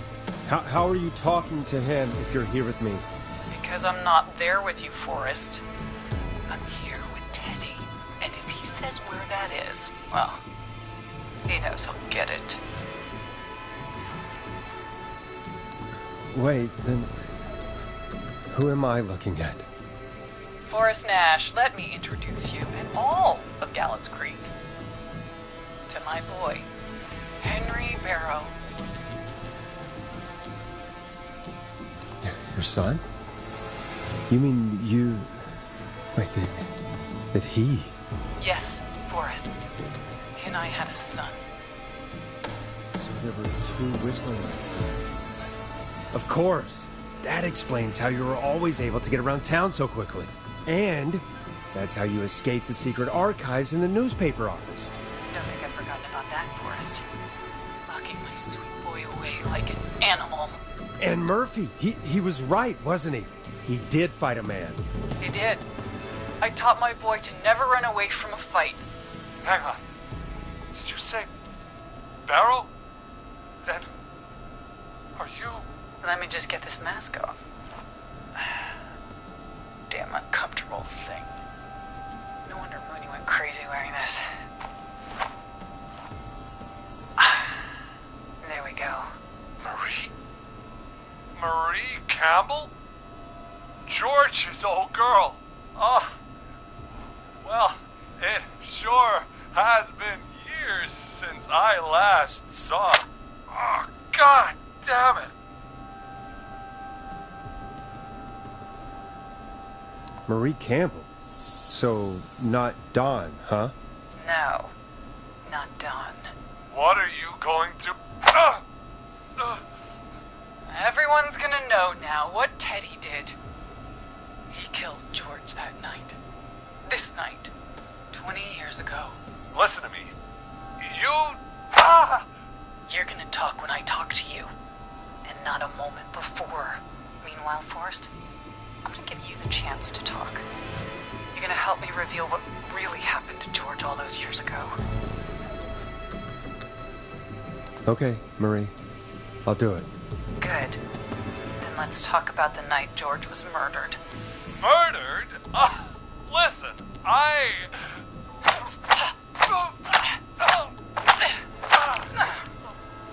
said you speak when you're spoken to. Now, I know you've done some good work tonight in piecing together what happened to George 20 years ago, and that's why I want you to interview us. Interview you? All right, I can do that. Thank you. I want you to help me and Teddy tell the story, Forrest. Do a good job. And hell, you might be the only one to leave here alive.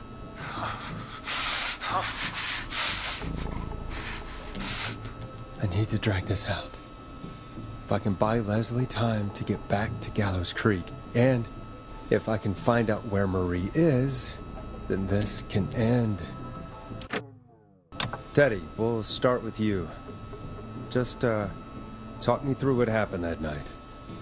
How did it start? How would I know? It was 20 years ago. Do you want to die, Teddy? Because if you don't start talking...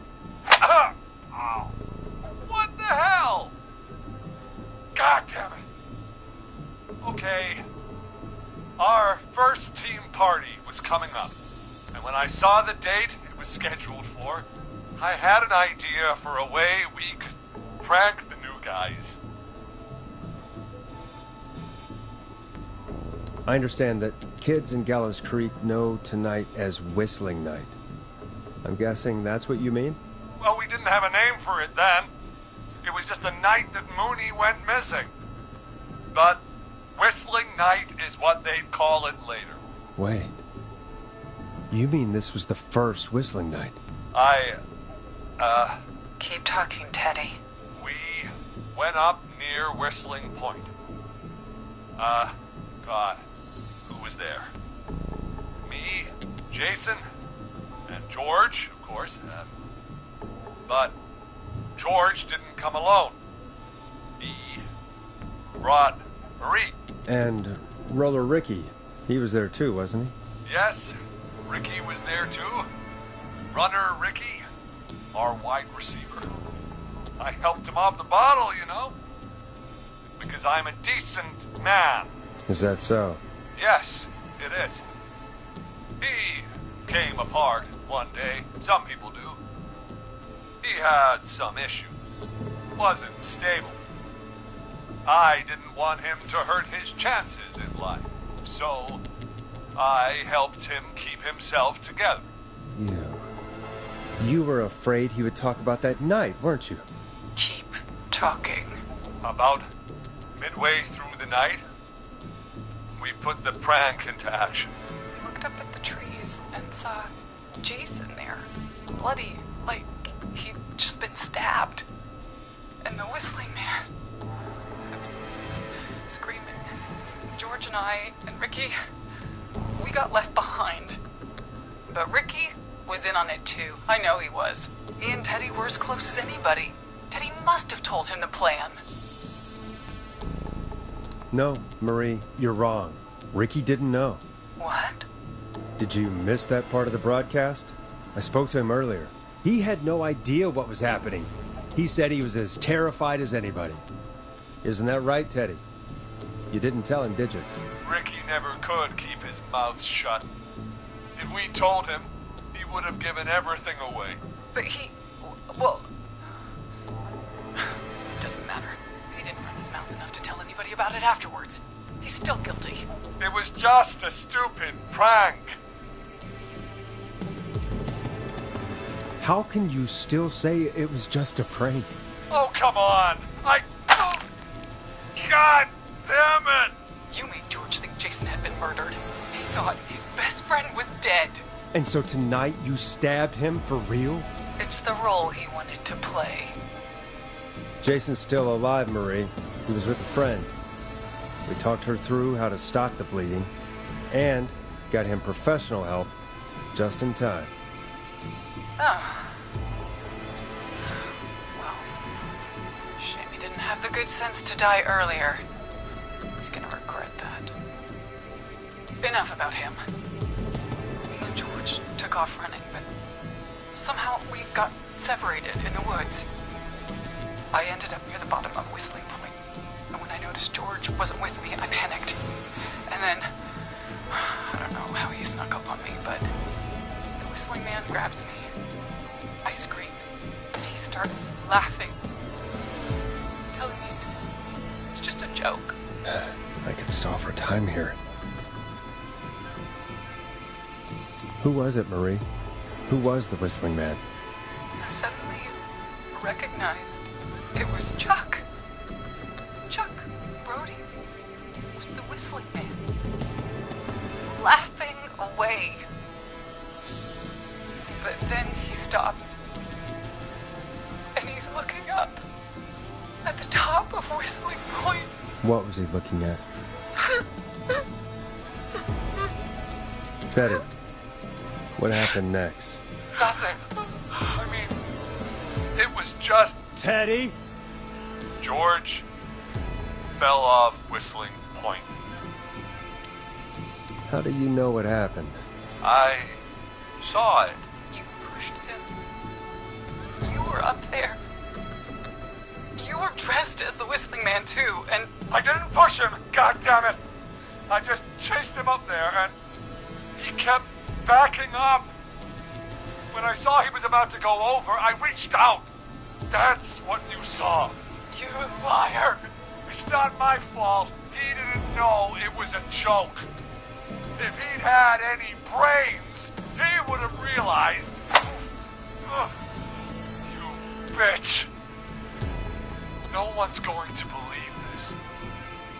After all you did. If she's lying, why the cover-up?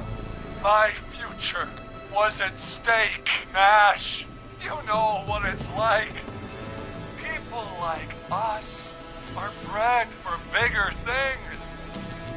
I'm going to be the mayor of this town, Forrest. And then governor. And then, who knows? What happened that night was tragic. It should never have happened. But it was a mistake. It was just a stupid joke gone wrong. So my father sent Clive out to clean it up. Why should a blip ruin my future? George was a blip? He wasn't a blip, Marie. His father covered it up from there. I searched for George's body all night, but Sandra found him the next morning while out jazz running. she found him in the river, but she lied about that to protect Teddy. She said something about her rent going up, unless she... Teddy, did your father own Sandra Sharp's dance studio? It's Gallows Creek, not Sharp Creek.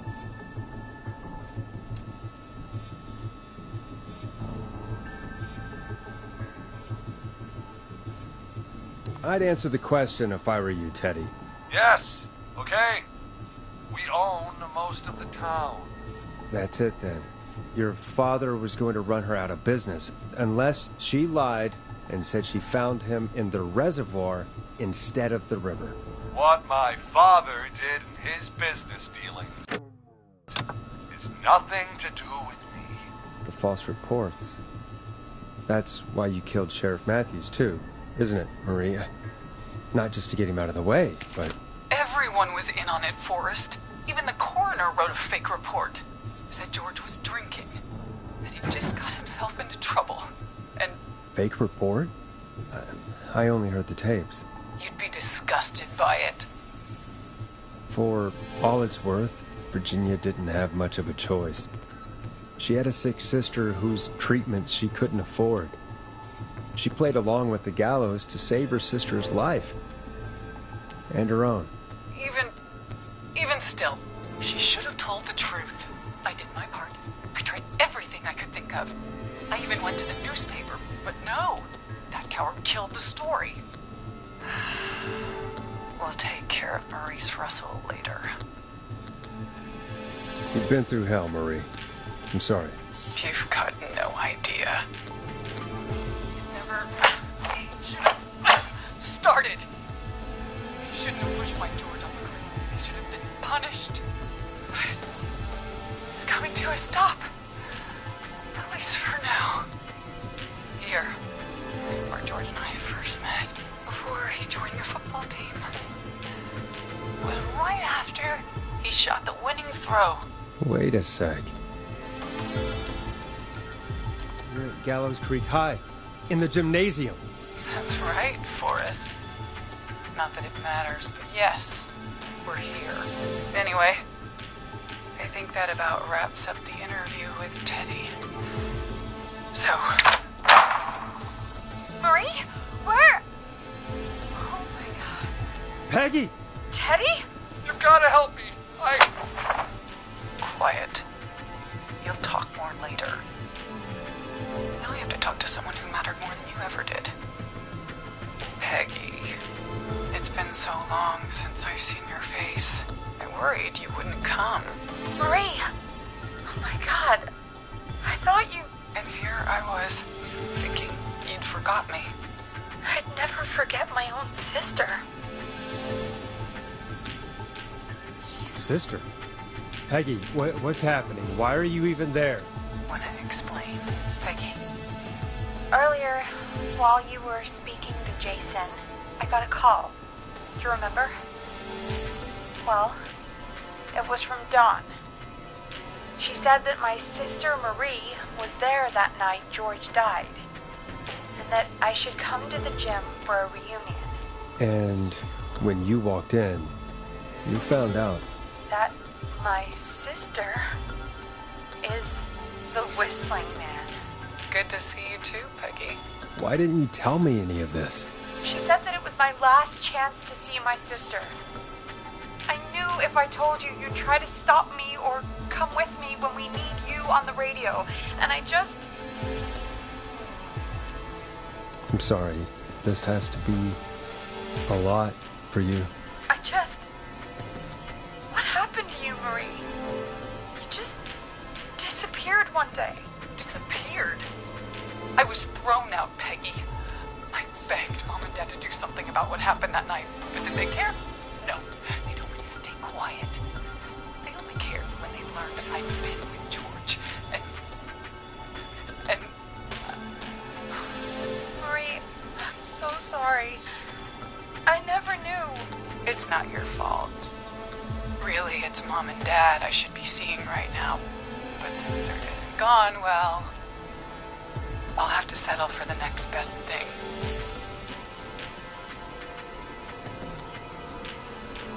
Next best thing? Do you mean? Someone has to pay for what they did. Marie, please. Mom and Dad are gone, Peggy. Besides, you forgot me. Just like the rest. You forgot. Marie, Peggy never forgot about you.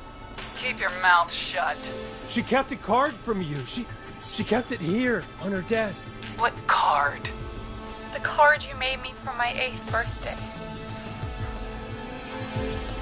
What does it say then? Happy birthday, Peg. Now you're great and 8. Love, M.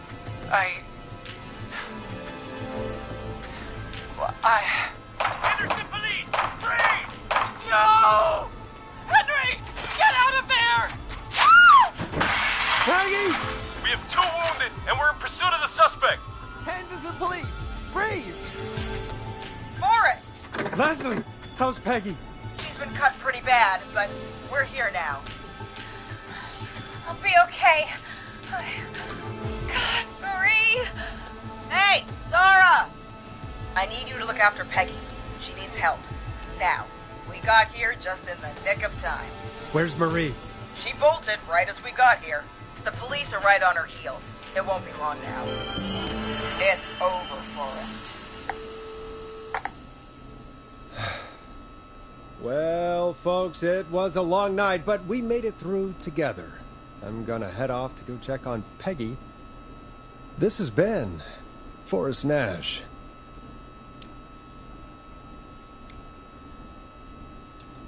And it's been a scream.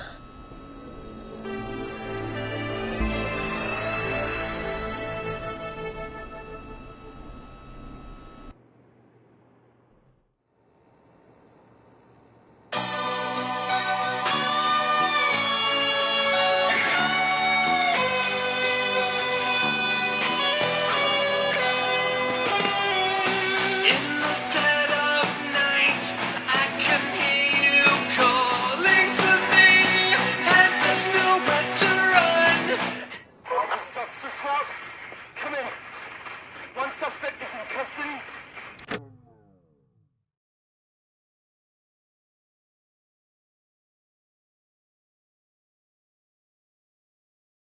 They trailed the other suspect into the nearby woods. And you won't let me go. Oh no. Here in the darkness, I've got this feeling. It's growing stronger inside of me. It's a killer frequency.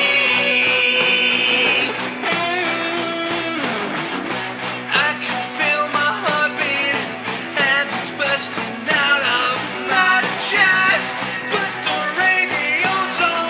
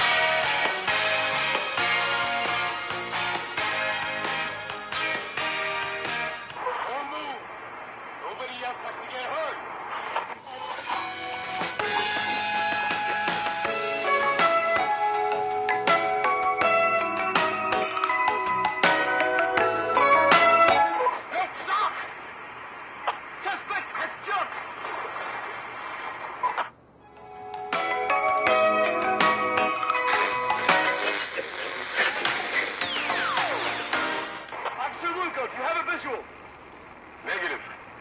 No sign of the suspect anywhere.